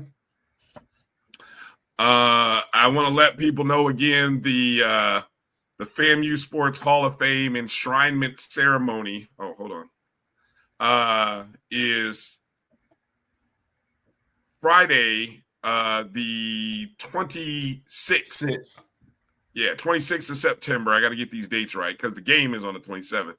So Friday the 26th at 7 p.m. in the Jake Gaither Gym, where again, Amber, as well as 7 other former student athletes, will be inducted, along with 2 coaches and 5 other contributors to FAMU Athletics, all going in to the FAMU Sports Hall of Fame. And, I know, Amber, one of the things that we had, I think it was last year when we talked to Marvin, is one of these days they're going to start doing teams. And we've kind of always talked about teams being, because, it's great that individuals, but you're a team sport person. A lot of our inductees and a lot of you guys are team people. And it's like one of these days it'll be really cool to be able to induct teams. And I got to imagine whenever they do that first inaugural teams thing, what I don't know, what is there? Is there a name for the 6? Or is it the 6? I don't know. What is their name for you guys, your class? Yeah, they call us the 6, and Okay. You'll know who they're talking about. It's the only 6 that made history on FAMU softball's campus. So, right, the 6. So whenever they do have that team Hall of Fame component, I gotta believe that the 6 will be the first group. One of the first groups. They may do one of those things where they have like 5 different team groups, but the 6 has got to be part of it. I mean, that without a doubt, that you guys have to be there in there. But I think that's a future component that'll come. So I know you're looking forward to the moment. Your family, your teammates, your coaches, everybody who's played a part of you getting this recognition. So I want to get out the way and just let you kind of express your thoughts and shout out to whomever you'd like to at this point. Yes, I would like to shout out my parents for all of their support that they've done for me throughout my whole softball career. I like to thank all of my coaches who mentored me growing up playing softball, enhancing my skills. I like to thank my high school coaches who pushed me and gave me thick skin. I like to shout out Coach Wiggins for building a legacy and for allowing me to be by her side throughout all these and us breaking records for her. We were in, I believe we were in Puerto Rico when we broke her 700th win, her career win. So that was amazing. I like to shout out my softball sisters. I love them forever. That bond that we have will never be broken. We've gone through things that nobody would understand. So if that class, Hall of Fame class thing does happen, that would be amazing because, you know, we came in together as sisters and we fight for each other forever. So shout out to everybody and all of the FAMU softball alumni who came in before us, who have continued the legacy, but even before I got there. Yeah, I just want to thank everybody and to Florida A&M University for making me the wonderful person that I am and giving me a reason and the motivation to pour back into it and want to do more for that community and for Black girls like me. Well said. Well said. I think we are proud to be alums with you, proud to get to know you and meet you here. You always have a spot here on the O&G StrikeZone. So whenever you got something that you want to share with the family or, you know, you always got a spot. All you got to do is reach out and boom, we'll have you on the show or share whatever you need to have shared. You know, you're a friend of the O&G from here on out. So thank you. And again, folks, please, if you can, get out. Make sure, first off and foremost, make sure that you guys you lock in and that you make your dollars heard here. You can support the Amber Shanae Fulwood Foundation here and FAMU softball. You can text 71777 and type in code FAMU Athletics 9. Or the website, the link there. We'll put it back in the chat room again. We'll retweet it. But as Brother Kinsey said, we're trying to hit 25 G's by what did he say in there? Was it this weekend or next Friday? Next Friday. We're trying to hit that 25K by next Friday. So when Amber goes up and receives that green jacket, you know, we want to make sure that she can say, hey, you know, thanks, you know, FAMU, we've raised that plus some. So let's make it happen, Rattlers. You know, because we know we can make it happen. We can make anything possible when we set our minds to it. So yes, indeed. Amber, it's been a pleasure meeting you. I hope to get a chance to meet you next weekend, either at the Hall of Fame induction or either the Saturday afterwards. I look forward to meeting you. And congratulations again to you, your family, your teammates, your coaches, and thank you for your support of FAMU softball. And I know Coach Beal and the team, they're really excited to have alums like you being a part of this drive. Thank you guys so much for having me. I really enjoyed all of you guys. And yes, everyone watching, please donate. We must have this shed by next week. Amen. Amen. All right. Amber, be well and safe travels up to Tallahassee next weekend. All right. Thank you. I look forward to meeting all of you in person. Thank you. All right. Bye-bye. Take care. Bye. Ladies and gentlemen, Amber Fulwood, 2025 FAMU Sports Hall of Fame inductee, part of the Six. And that is awesome, man. That is awesome. Yeah. What a great interview. Yeah. Awesome stuff, man. Good stuff. Appreciate you, Chuck, and everybody else for tuning in and checking out that. Learn something new every time we do these, learn something new every time. Let's take a break, come back, and now that we got Marcus, we can kind of hit into, we can see what Marcus wants to talk about for the last few minutes of the show. And I know we still got some other news, man. We got FAMU's making news, basketball's making news, volleyball's making news. Everybody's making news. So we got a lot of stuff to get to. Hang tight. You're watching the O&G StrikeZone right here on the Black College Sports Network. I'm pushing buttons. We'll be back in just a second. You're looking for the latest information on Southern University sports, the Southwestern Athletic Conference, and HBCU athletics. There's only one place to go.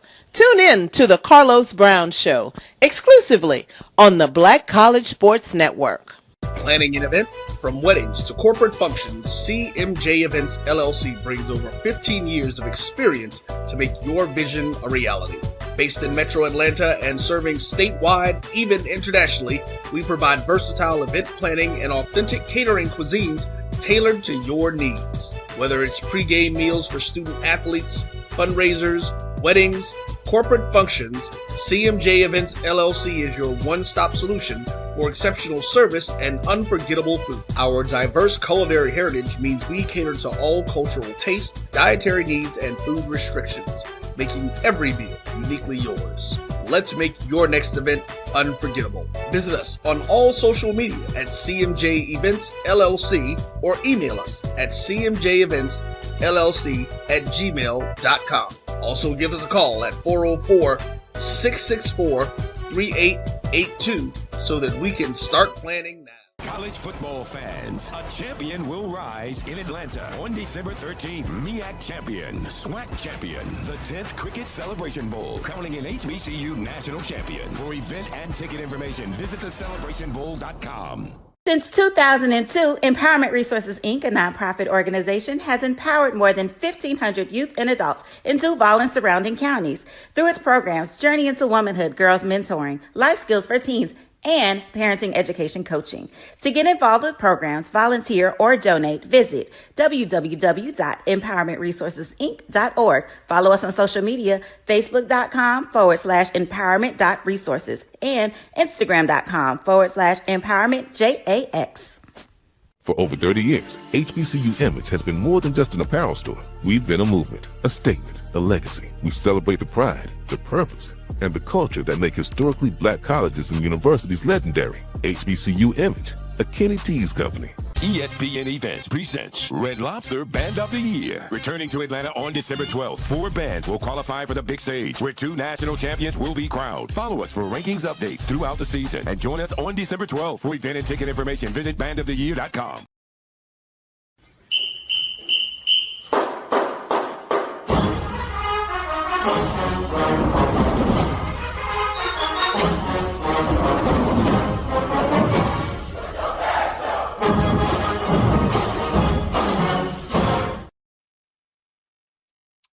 All right, welcome back to the O&G StrikeZone. Bryan, Kelvin, Marcus, everybody's all here.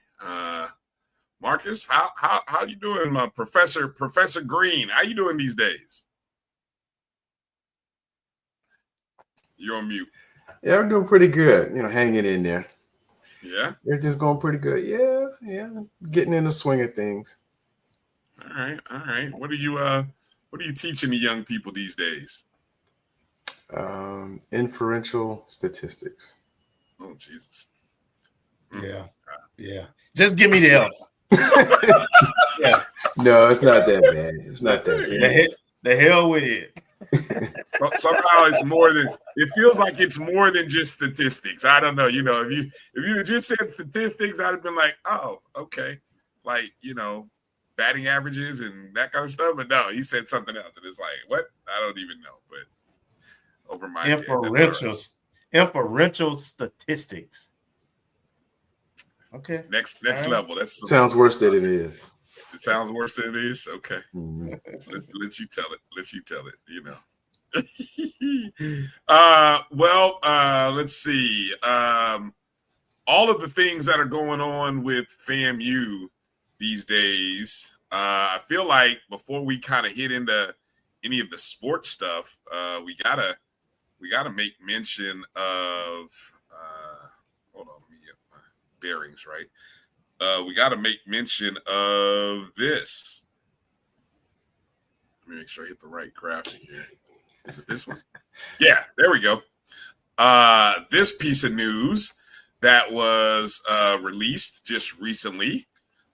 Florida A&M University ranked the number 1 HBCU in the nation by niche. So the honor places FAMU at the pinnacle of over 100 HBCUs nationwide, surpassing esteemed institutions such as Alcorn State, who came in second, and Howard University, who came in third. The achievement underscores FAMU's rising national profile and enduring commitment to academic excellence, student engagement, and institutional innovation. Florida A&M University is honored to be ranked number 1 on Niche's 2026 list of best HBCU schools in America, said President Marva B. Johnson. This recognition, based on student reviews, is a testament to our unwavering commitment in providing a high-quality student experience and living out our motto, excellence with caring. So just in case you're not familiar with who Niche is, they are a respected platform for educational rankings and student reviews. All right. And they awarded FAMU an overall grade of an A-, which was the highest among HBCUs in the nation. And this top tier score reflects the university's growing strength across a wide range of academic and campus life categories, such as student life and dining, faculty and athletics, diversity, and housing. Housing, of course, has been a major improvement, of course. Previously, it was a C. And, of course, FAMU has gone through recent residence hall construction and expansion, including 2 new state-of-the-art residence halls that opened up this fall, increasing the overall on-campus housing capacity from 2,684 beds to 3,379 beds. So how awesome is that, man? Bring back Gibbs. Anyway, that's needless to say, good stuff all the way around. And also, I think FAMU also ranked number 2, according to Niche, in best Greek life within the state of Florida, and number 11, best Greek life in all of America. So, okay, that's pretty good. Yeah. And that, again, that's not HBCU. That's Greek life in Florida, the state of Florida, and with major campuses. Florida State, Florida, UCF. That's big time. And then number 11 in America. Well, just do the math. So, shout out to the Divine Nine and the organizations themselves. So, good stuff. Anything you guys want to add there? No, it speaks for itself. We always been trendsetters, and we still are trendsetters. I just want us to get our title of largest enrolled campus back at some point. As we increase our inventory and our capacity, new dining room, second dining hall expansion happening that should be open next month. We've got our infrastructure in a place, in a situation where we can really start considering academic enrollment strategy for the next 5 years. You know, it ain't something that you just do nilly-willy. There's got to be a plan behind it. But hopefully in that plan is to grow. Because there's also dollars behind that. There's a lot of good reasons to continue to grow and expand. And we got, you know, with us doing so well in athletics and academics and with the facilities we now have, the timing is right. We got to capitalize on it, along with the culture and everything that's happening. Yeah. Any other okay, any other I was looking for any other university.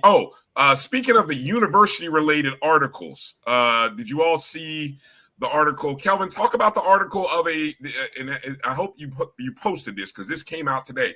There's an article about a particular statue that that is apparently going to be unveiled at homecoming, if I read the article correct. Yeah, it's on the script. But you know, since you asked, thank you. There's a statue that is going up. It's been in the works for a while now, and my FAMU high classmate Lawrence Humphreys, the youngest son of Dr. Humphreys, and in his group, have fundraised to be able to spread the cost from the university of having this statue, but they'll be unveiling the statue next month during homecoming week. So, and my understanding is somewhere in front of somewhere in the Quad Lee Hall area is where it's going to be placed, and it's going to be life size. So it's, you know, Dr. Humphreys was a tall guy. He was 6'7", so you know, and it's appropriate, man. I mean, everybody understand the legend he is at FAMU and all the accolades we had under his leadership and supervision, the enrollment growth.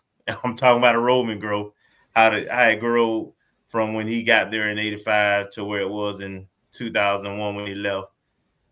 You know, so just absolutely deserving, and I will definitely be there to be a part of that unveiling. Good stuff.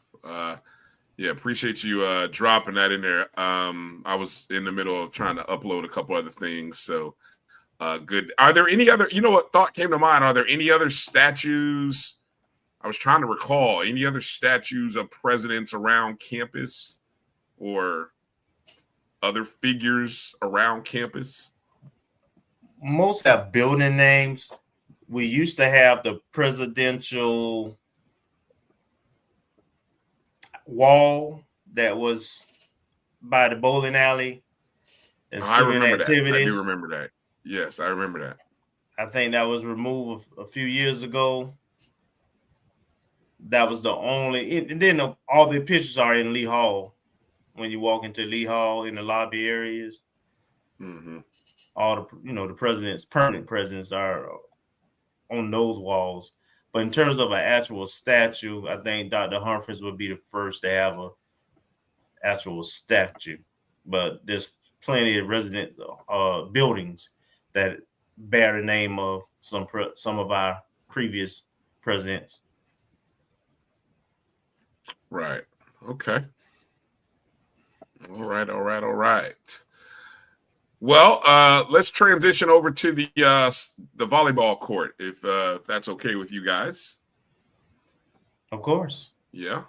FAMU softball, we hosted as part of the a tournament that was sort of running in conjunction over at FAMU and Florida State. So, you know, we had our first opportunity to play a home game I believe it was the first home game in Lawson, not counting the exhibition game to open the season. But we played two games. I think one was on a Thursday, one was on a Saturday. The Thursday match was against McNeese. They don't call themselves McNeese State anymore. I think we all grew up with them as being McNeese State. But they're out of the Southland Conference. And we actually had to go 5 sets to beat them. We 25-22, 11-25, 25-21, 21-25, and then we beat them 15-9 in the 5th and decisive set. FAMU was led by a double-double from LaDonna Trantham, who registered 14 kills and 11 digs. Yaricel Rodriguez also had 9 kills to help the attack on the defensive end. Ruxandra Flores, I may have messed that name up. Yeah, you did. Yep. I have to check my phonetic pronunciations there.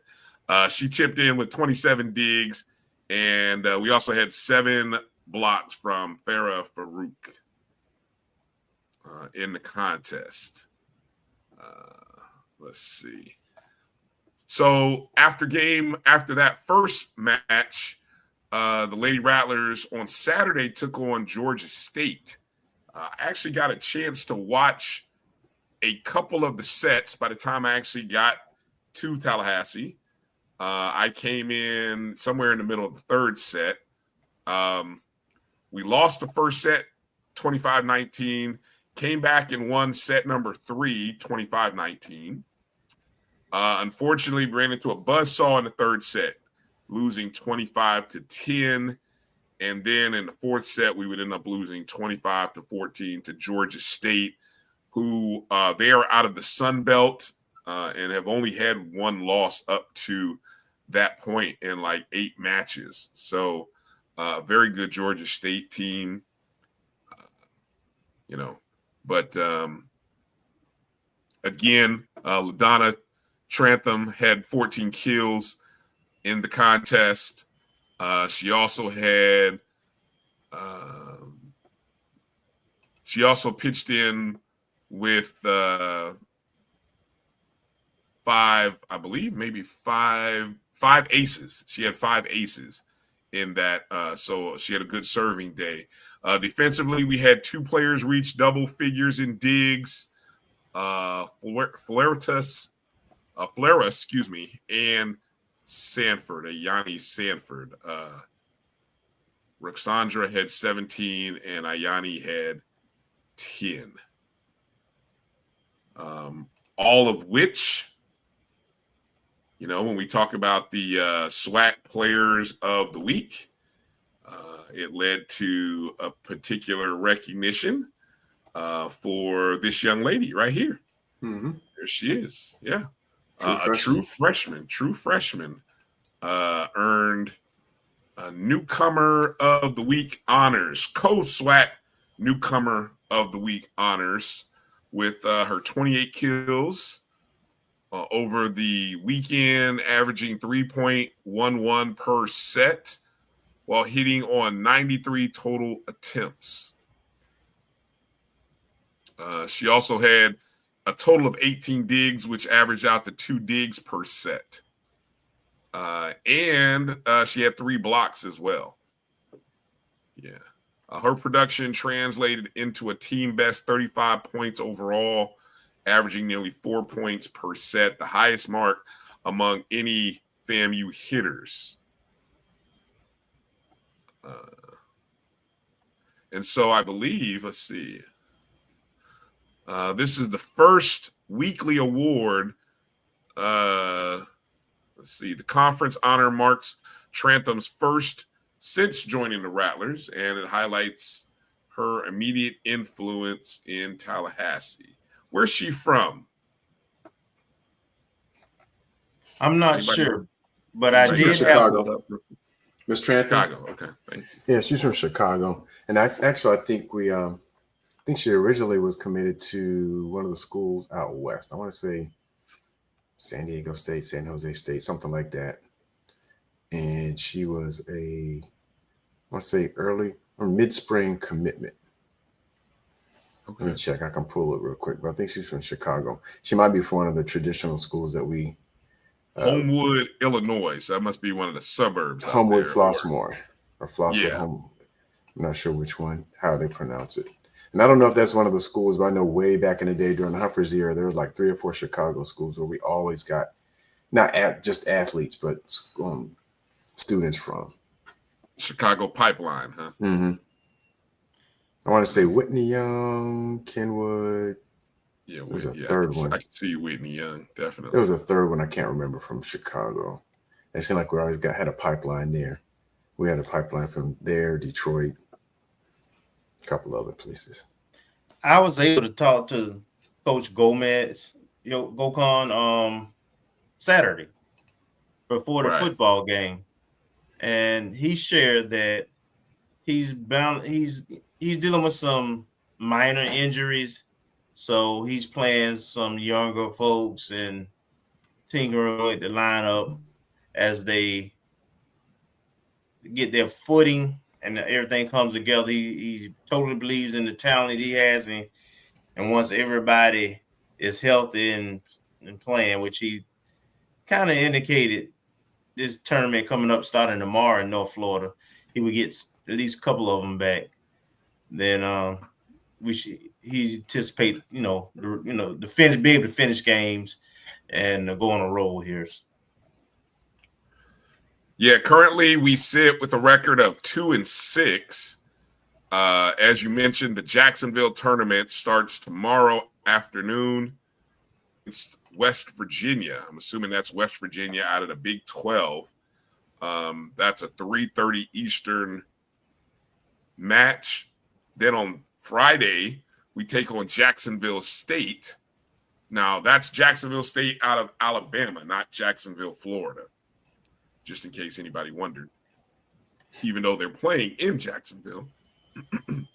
And then the Saturday match is actually against Jacksonville University, JU, in Jacksonville. So, yeah, that's kind of funny.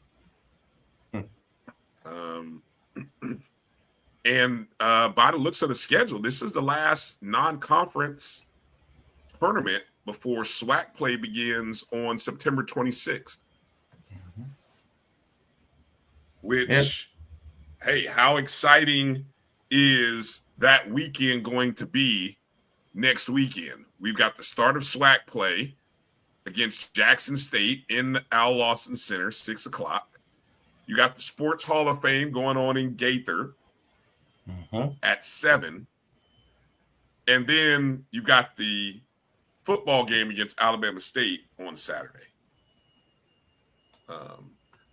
What's the probability, Kelvin, would we, any chance we might maybe move that Jackson State game up an hour to maybe a 5 o'clock start, just to give a little buffer time so that match, which traditionally those matches against Jackson State, you go back and look at them, they're usually 4 or 5 set matches, just so that we're not bumping up against the Hall of Fame. You know what I'm saying? If the Hall of Fame ceremony is supposed to start at 7, I'm speculating here. I'm just wondering. Yeah, that's because of the volleyball match is the reason the Hall of Fame is in the Gaither Gym. And I don't know. It's a volleyball game. It's for the team and the student athletes. So I don't anticipate. You wouldn't move it. Would you want them to move it? Let me ask it a different way.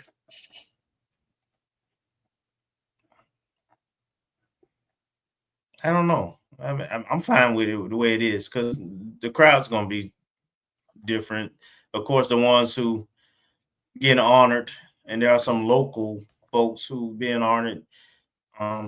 They won't be able to participate in both, but right, you got to take in consideration staffing and some other things also, where people will be having to support all these events along with the vendors around campus for home games, and there's some others student events. That's a set Friday day.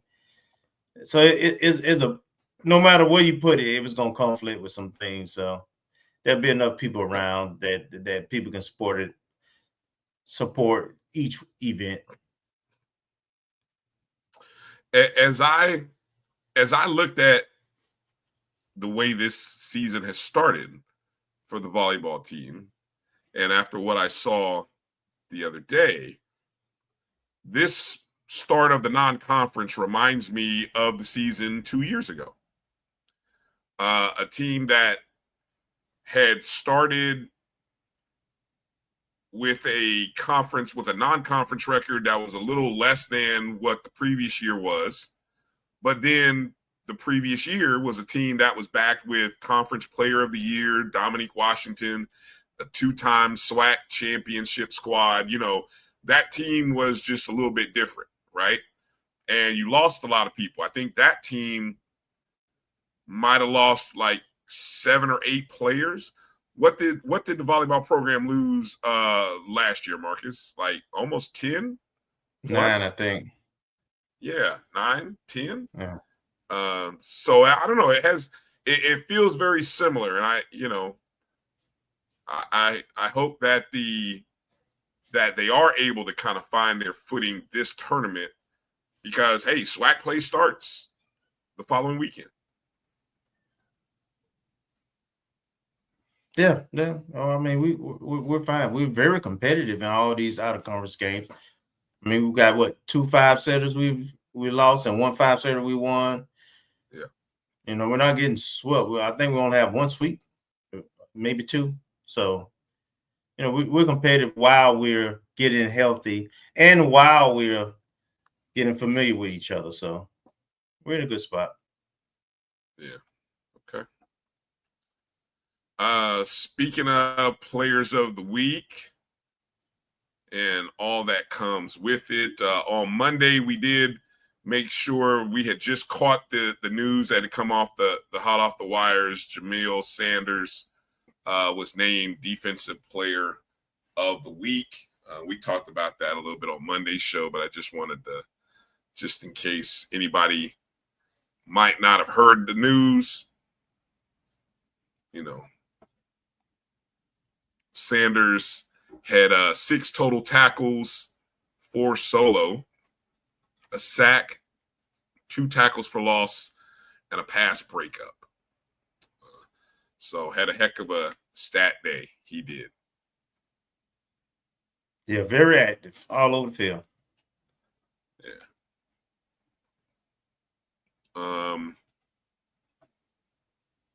What other stories do you have, Marcus? You got any stories for us, or any news, tips, or anything you want to share? We didn't get Marcus' take on the game this weekend. He wasn't there Monday, so what's your take, Marcus? Yeah, we did not get your take on Wax. What you got? Well, we started out slow. I was hoping we'd start a little faster on offense. And Coach Gray, he came just like it's like they said they would. So they were coming to win. I was like, oh boy, come on now. Early on watching the game, and I was like, that's interesting. Just march down the field. And then to kind of echo what everyone has said around the drops. And I remember at the time, and I went back and looked at the play-by-play listing. And I didn't go back and look at the game itself. But we were matched on our first drive. We were going down the field, and we had a drop on 2nd and 5, and then on 3rd and 5, an incomplete pass. So, and that, from what I recall, I have to go back and look at the replay. That drop would look like a catchable ball, and we were basically at their 30. So, even though we had a slow start, but the drive got stalled by a drop pass, which was something that seemed to rear its head during the course of the game. And overall, I gave my grades. I don't know if I remember them, but overall, the offense took a while to get heated up. The defense, I noticed we started some folks, like we started Stantavia Smith. I think he's a transfer from UAB, but he actually played, I want to say, in either Thomasville or Thomas Central High School a couple of years ago, and we recruited him out of high school. And one of the transfers at starting defensive tackle, and like Kelvin noted, we had,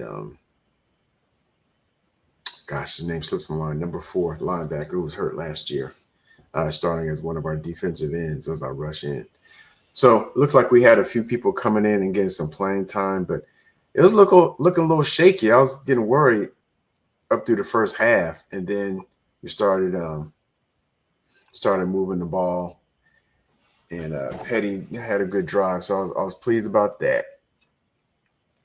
And then in the second half, just seemed to take off, but we could never pull away completely. It's like Albany just kept just enough, but the defense seemed like it stiffened up a little bit from the third quarter and into the fourth until they kicked a field goal and got a touchdown. A lot of penalties. Didn't like that either. I thought we had done well the first couple games, and then some of the specter would raise his head from the last couple of years in terms of just like ridiculous penalties. So that's going to have to get cleaned up from SWAC play. And I hope that the last 2 weeks against FAU and Albany State gets us ready, and may have been a beta test for Alabama State, because they're looking good in terms of hitting on all cylinders and being able to put some points on the board, which more or less has been their Achilles heel the last couple of years when they've had top 5, top 10 defense in FCS.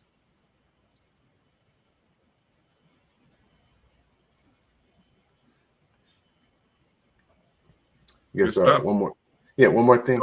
I'm just wondering, I know Coach Colsey, he mentioned in the call the other day that they want to be able to run the ball effectively, but not run first. But, I guess going into the season, I thought it was going to be run first, and it seemed like they were trying to force that. So I don't know if they're going to change the philosophy a little bit, the pass to set up the run versus the opposite. Because we've had decent run games, but it hasn't been like, I guess coming into the season, I had expectations, or real or imagined, that our run game was going to be like what we saw versus Bethune or Alabama A&M, and it hasn't been that. So I don't know if we're going to pass to open up the run or what it's going to look like.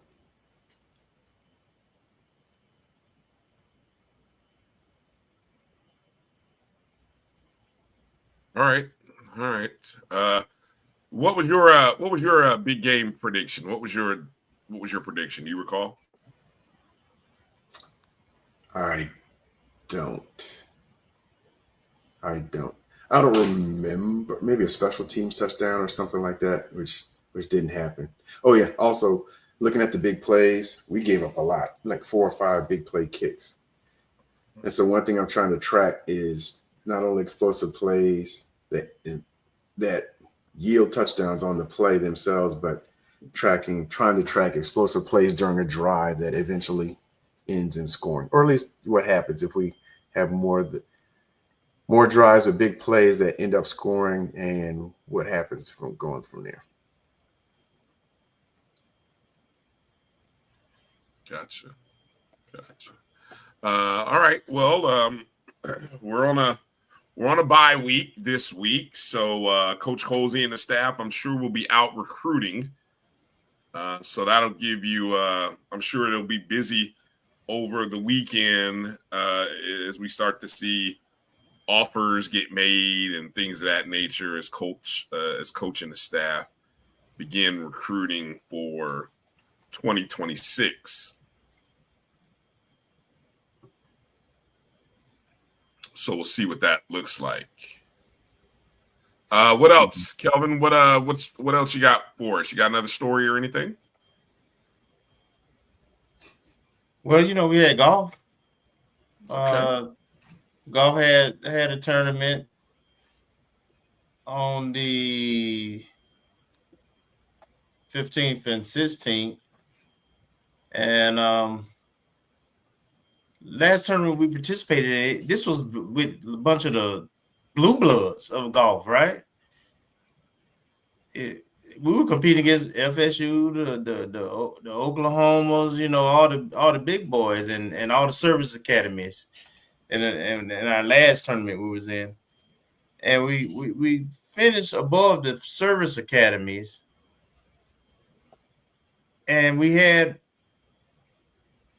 a golfer that was literally in the top 10 for the first 2 rounds, and then round 3 is where the team kind of tailed off a little bit and fell a little to the pack, but still it was pretty balanced, and it was a very competitive and impressive showing, I thought, considering the field we were going against. Again, those they put a lot more money into their programs. They got a lot of professional golfers doing well now, and for us to be in that tournament and to be competitive in that tournament, have a couple of guys in the top 15 for a couple of rounds. I mean, Coach Rice is doing big things. And then there was an article that came out that the Capital City Country Club, which is right around the corner, it's on the south side. It's the closest. It's probably closer to campus than Gaither is. Well, they had, when the tornadoes came through, it tore a lot of their scenery and everything.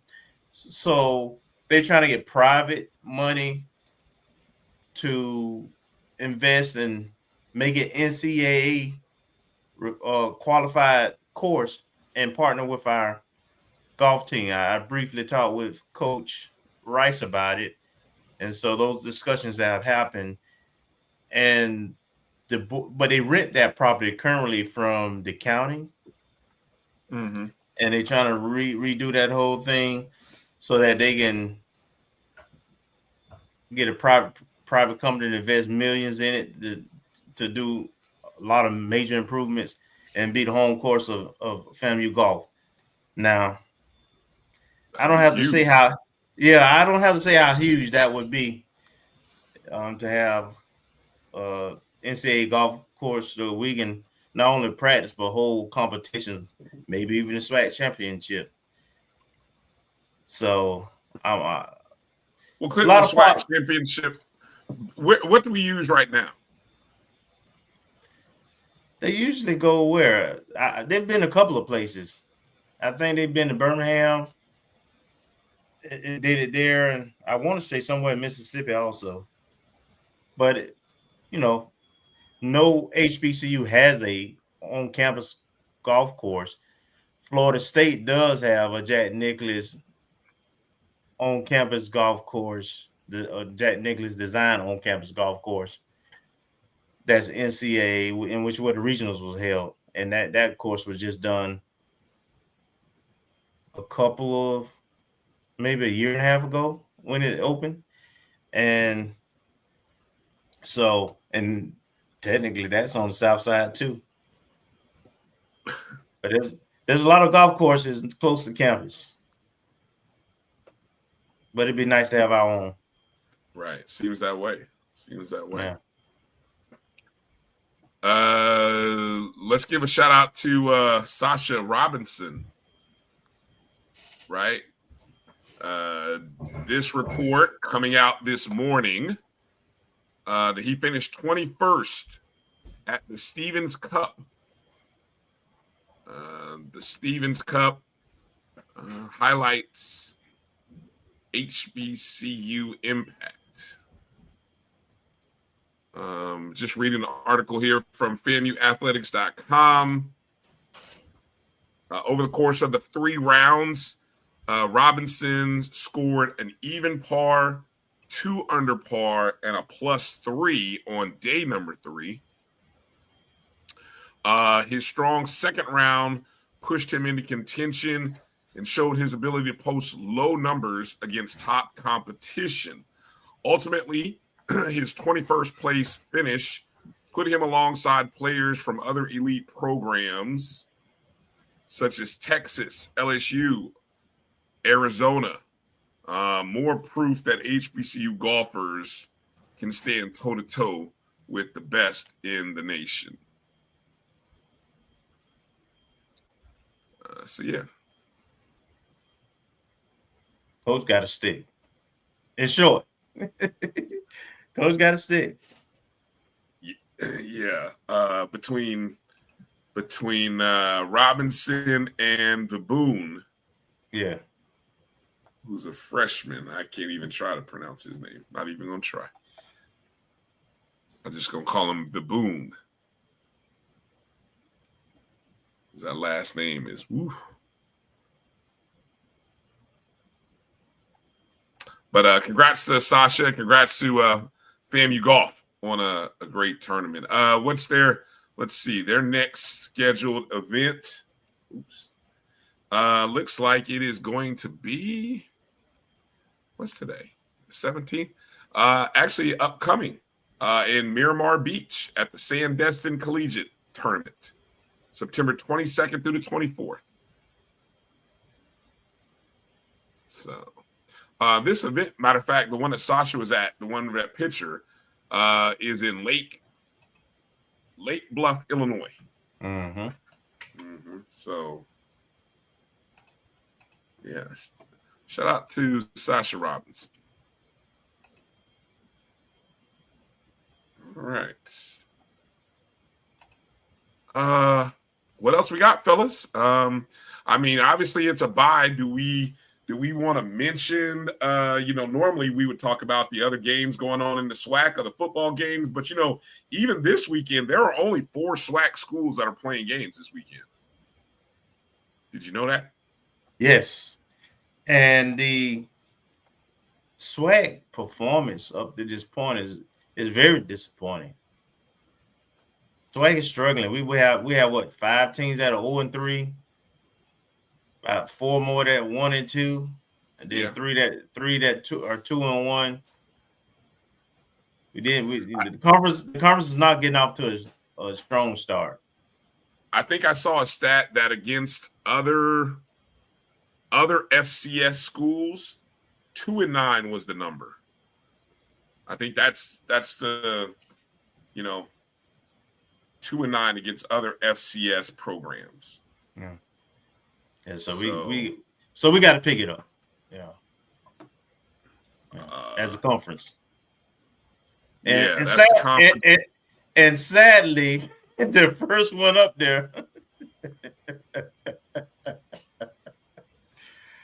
Hey, look, I have made my thoughts so crystal clear that I heard on another show and another platform, my guy Jamie Walker, he was doing a SIAC show with Sly, Sylvester Williams. They were on Game Day, HBCUGameDay.com. And I must have, I don't, sometimes you say, maybe I'm just on too many places. I didn't even really know I was being this loud about it. But even he's quoting me and saying, "Oh, my friend Bryan Fulford, he's calling the Edward Waters upset." I'm like, "What?" I'm like, "How I get my name talk?" I am calling the Edward Waters upset, by the way. But I mean, I didn't know I was being that loud about it. But yeah. So when I was talking about going to Daytona Beach this weekend, that's why I was planning on going to Daytona Beach. I want to see. If my schedule works out, what time is that game? What does it say there? 2 o'clock. 2 o'clock Central. It's gonna be hot. So that's 3 o'clock afternoon. 3 o'clock afternoon game. I might find my way over to this game to see Edward Waters, coached by former Bethune-Cookman Wildcat coach Brian Jenkins. I'm gonna go Edward Waters by 6. And I'm the guy who says that no D2s and beat D1s and no FCSs beat FBSs. But this one, I'm calling. Marcus, Kelvin, what say you? I'm going to just say I'm looking at 2-2 for the SWAC this week. Who's the other loss? Who's the other loss? And 1-3 ain't out of the question. The only one winning for sure is Alabama A&M. Right, that's the only guaranteed win. The only guaranteed win is Alabama A&M. I'm giving peer review to the victory over Northwestern. Ooh. I don't think Grambling is going to be East Texas A&M.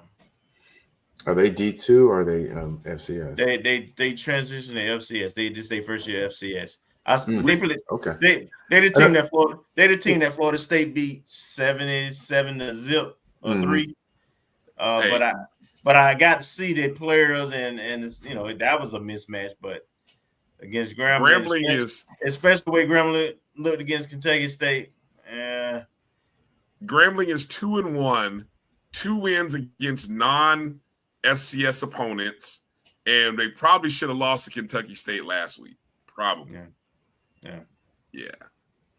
I would say that's a good one. And then wait, is Northwestern, is that Nichols? Which one is the one that got their first win in 20 Northwestern. games? Yes, it was. It was them. They beat Alcorn. And then what's crazy is Northwestern State has turned around and gotten beaten so bad the last 2 weeks that they have shortened the quarters in the third and fourth quarter in the games that they played. Well, who did they play? Were they playing FBS? Oh, yes. They were playing Cincinnati, and oh my God, I was just listening to it earlier. They played somebody else, another FBS program who jumped on them real bad. But anyway, they were down. I think it was Arkansas. Was it Arkansas? Might have been Arkansas. But anyway, they got blown out. So anyway, hey, here's Prairie View. I hope they do better than Alcorn. That's all I'm gonna say. They got to. They got to win that game. I can't even predict that game to be a loss because of Sweat. We done lost too many of them type games. If Prairie View loses this game, no swag school is going to an FCS playoffs, regardless. I don't care if somebody runs the table the rest of the way. They ain't getting in the FCS playoffs because the conference rating will fall off a cliff.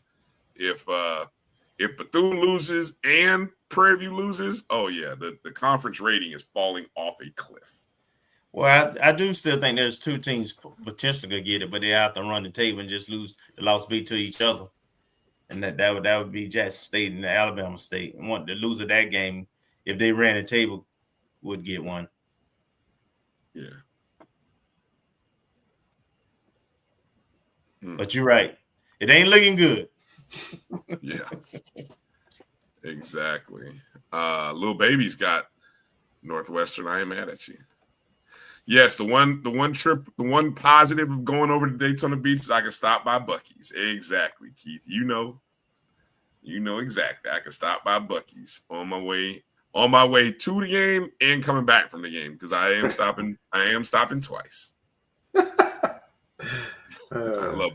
love Buc-ee's that much, boy. But get me a Buc-ee's credit card. Basketball related news. I hope you guys saw the new video from off of the FAMU basketball Twitter feed and Instagram feed. Shout out to our president.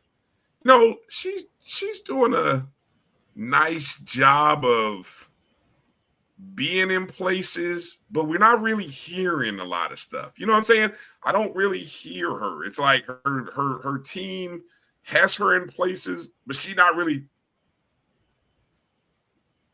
I don't hear her. I guess I'll just say it like that. Literally, I don't hear her. She's been effective and strategic at this point.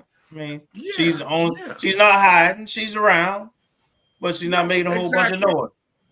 That's the way she should come. That's the way she probably. That would be if I was her advisor. That's how I would advise her. Come in and let me slowly introduce yourself to folks because they're already defensive and they want to pounce on you. But as long as they see you and things are going in the right direction and you're approachable,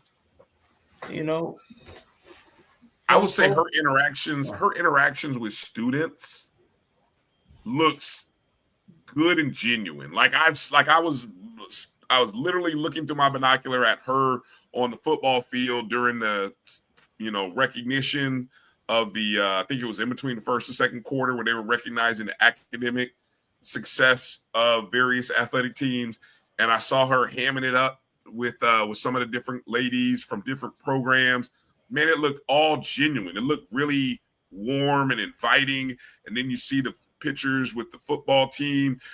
She comes, but like not basketball. She comes, basketball. She comes off better than our previous two presidents, who kind of looked awkward standing around students. You know what I'm saying? I mean, they were there trying to do their best, but they just looked awkward. She kind of looks like, I mean, she is part of a sorority, a Divine Nine, so there's just a naturalness that comes across. Also remember, she's a trained lobbyist, so she's used to being around people and mingling. Okay, so it comes natural. I mean, she's done a lot of that, so you're right. It is genuine.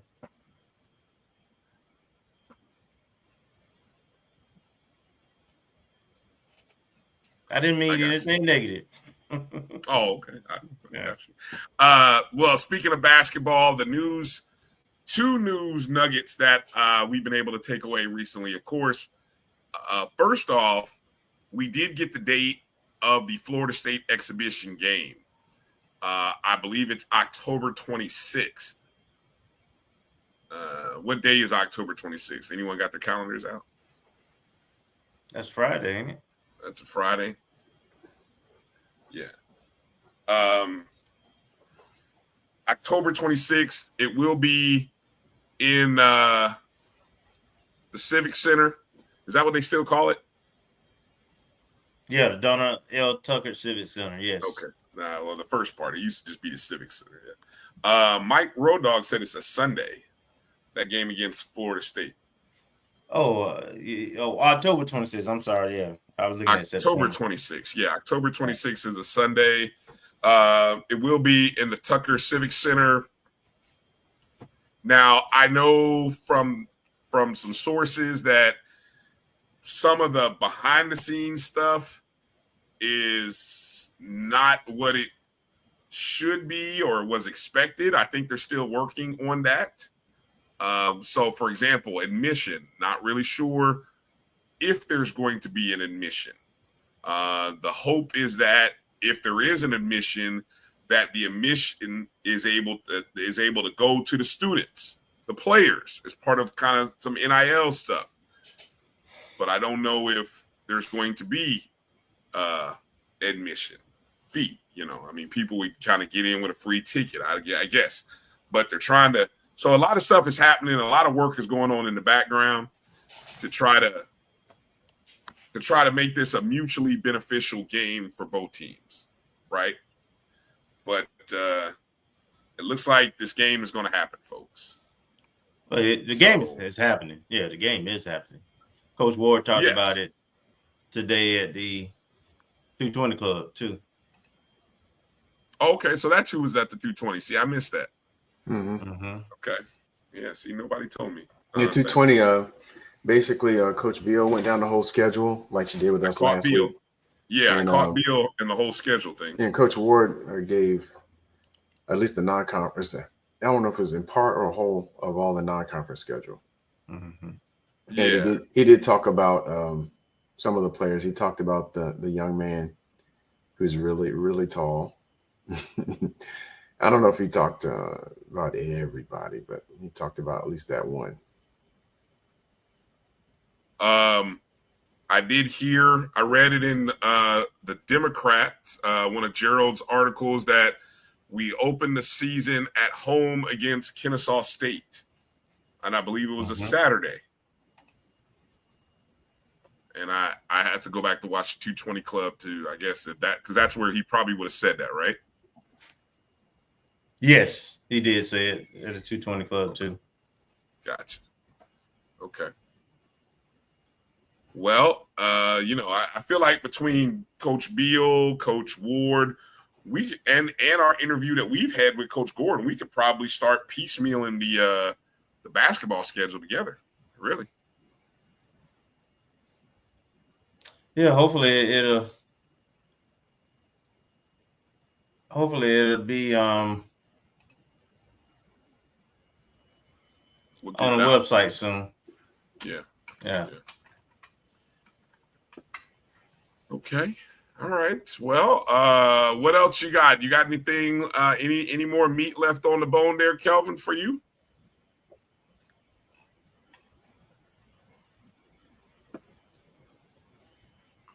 No, I think we covered everything we need to cover today. Mm-hmm. Okay. Marcus, anything? Just we're getting some nibbles for class of 2026 for some of our Olympic sports and class of 2027. We did have a commitment last week for a class of 2027 person in softball and a class of 26. And I think they both attended, or at least on their social media, they sound like they've attended Coach Bill's camp recently. Yep. So we can go in more detail later because it's 10:41. But yeah, we had some big visits. We did have some big visits on campus at the game too for all sports. Mm-hmm. We had a 5-star and a 4-star basketball player on campus. One who's a son of a legacy. Ooh.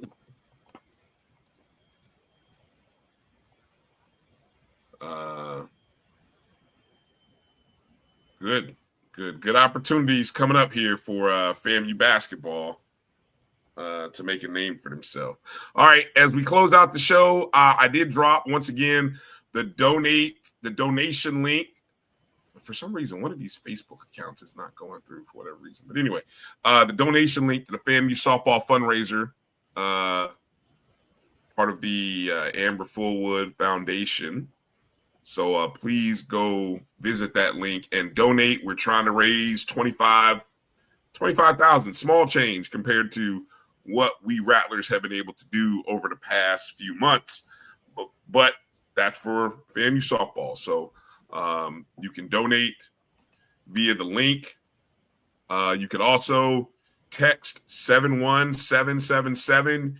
Use code FAMU Athletics 9. FAMU Athletics 9 to 71777.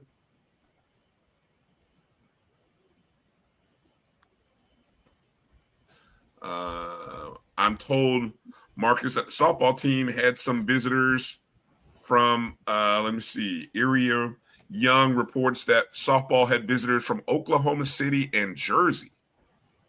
Okay. Yeah, I mean, I haven't tracked that. I mean, I've seen there's been a lot of young ladies who sent retweets or sent, I had a great time at camp. So they expressed their camp. I haven't done a deep dive on who all they are. So, I mean, Miss Young has probably got inside scoop. So we'll have to see. Hopefully I don't know what class, but hopefully they'll make a commitment if everything works out, if they're so inclined to join FAMU, and if Coach Beal, on her more introspective background checks, thinks that there will be good for the team environment. Mm-hmm. But there are a lot of young ladies who said they came to the camp and said, took the picture and like, I'm just happy to be again, so they're doing work.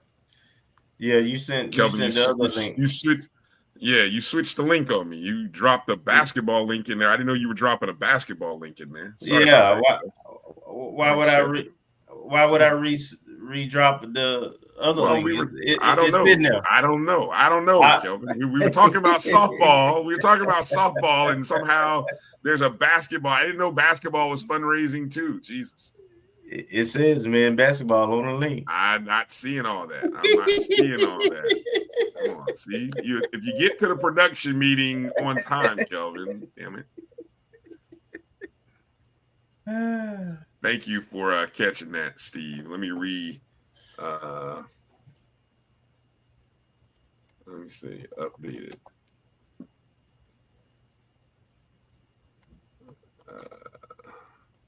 Any planned guests for next week, Kelvin, while I'm typing this? Absolutely. We play those Hornets next week. So we got a nice mix. Colonel Greg Clark, who's the VP of the foundation at Alabama State, but a Rattler, and of course used to be over the president of the Alumni Association.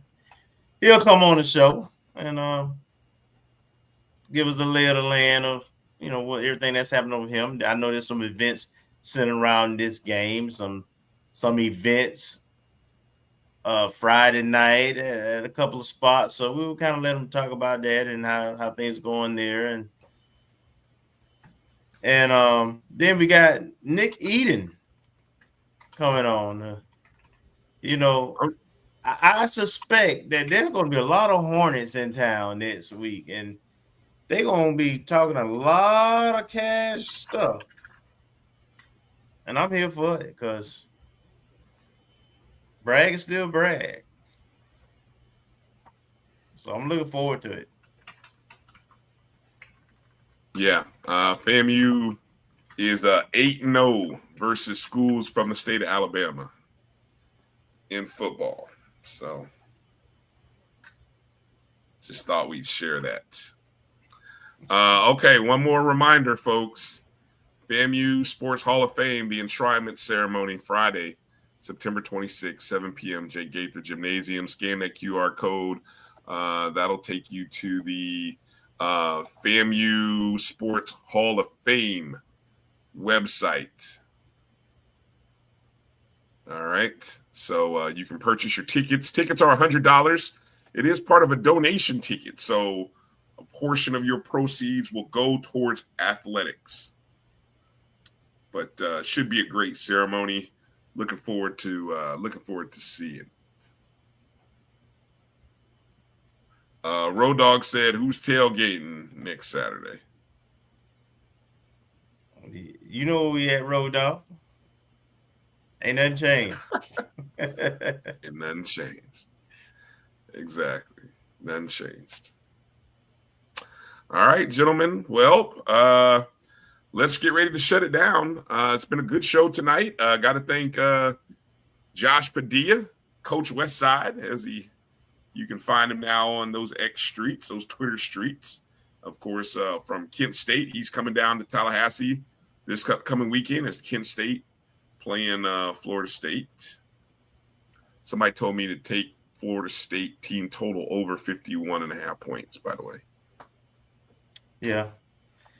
Kent State just lost to Texas Tech, 60 something to 0 or 3 or something. Yeah. Ooh-wee. Yes. Yeah. Take Florida State on over. I do have a little ticket on Tommy Castellanos to win the Heisman. I got a little pizza money on it, just in case Florida State runs the table. So. I think that's a good. Not a bad play. Yeah, not a bad play. Yeah, not a bad play. So yeah, outside of thanking Josh, of course, we thank Amber Fulwood for coming on and joining us for the first time. Man, what a treat, a pleasure to talk to her and hear her story and all that she's doing and in support of her program and the program the legacy that she's a part of, paying it forward by putting her name and her resources and effort into raising funds for FAMU softball. All right. So we thank them for joining the show. Hey, I'm going to encourage everybody. The BCSN Pod Zone is where you can listen to podcast shows of all the shows on the Black College Sports Network. You can find the BCSN Pod Zone on iHeartRadio, Amazon Music, Apple Podcasts, Spotify, anywhere that you listen to podcasts. Do us a solid. Go download it, rate, review, subscribe, and help do all that. Your help is appreciated in so many number of ways, folks. We appreciate it. You can also give. You can choose to donate to the O&G StrikeZone. Your proceeds definitely will help us continue to turn out some content, be in some places, some new different places.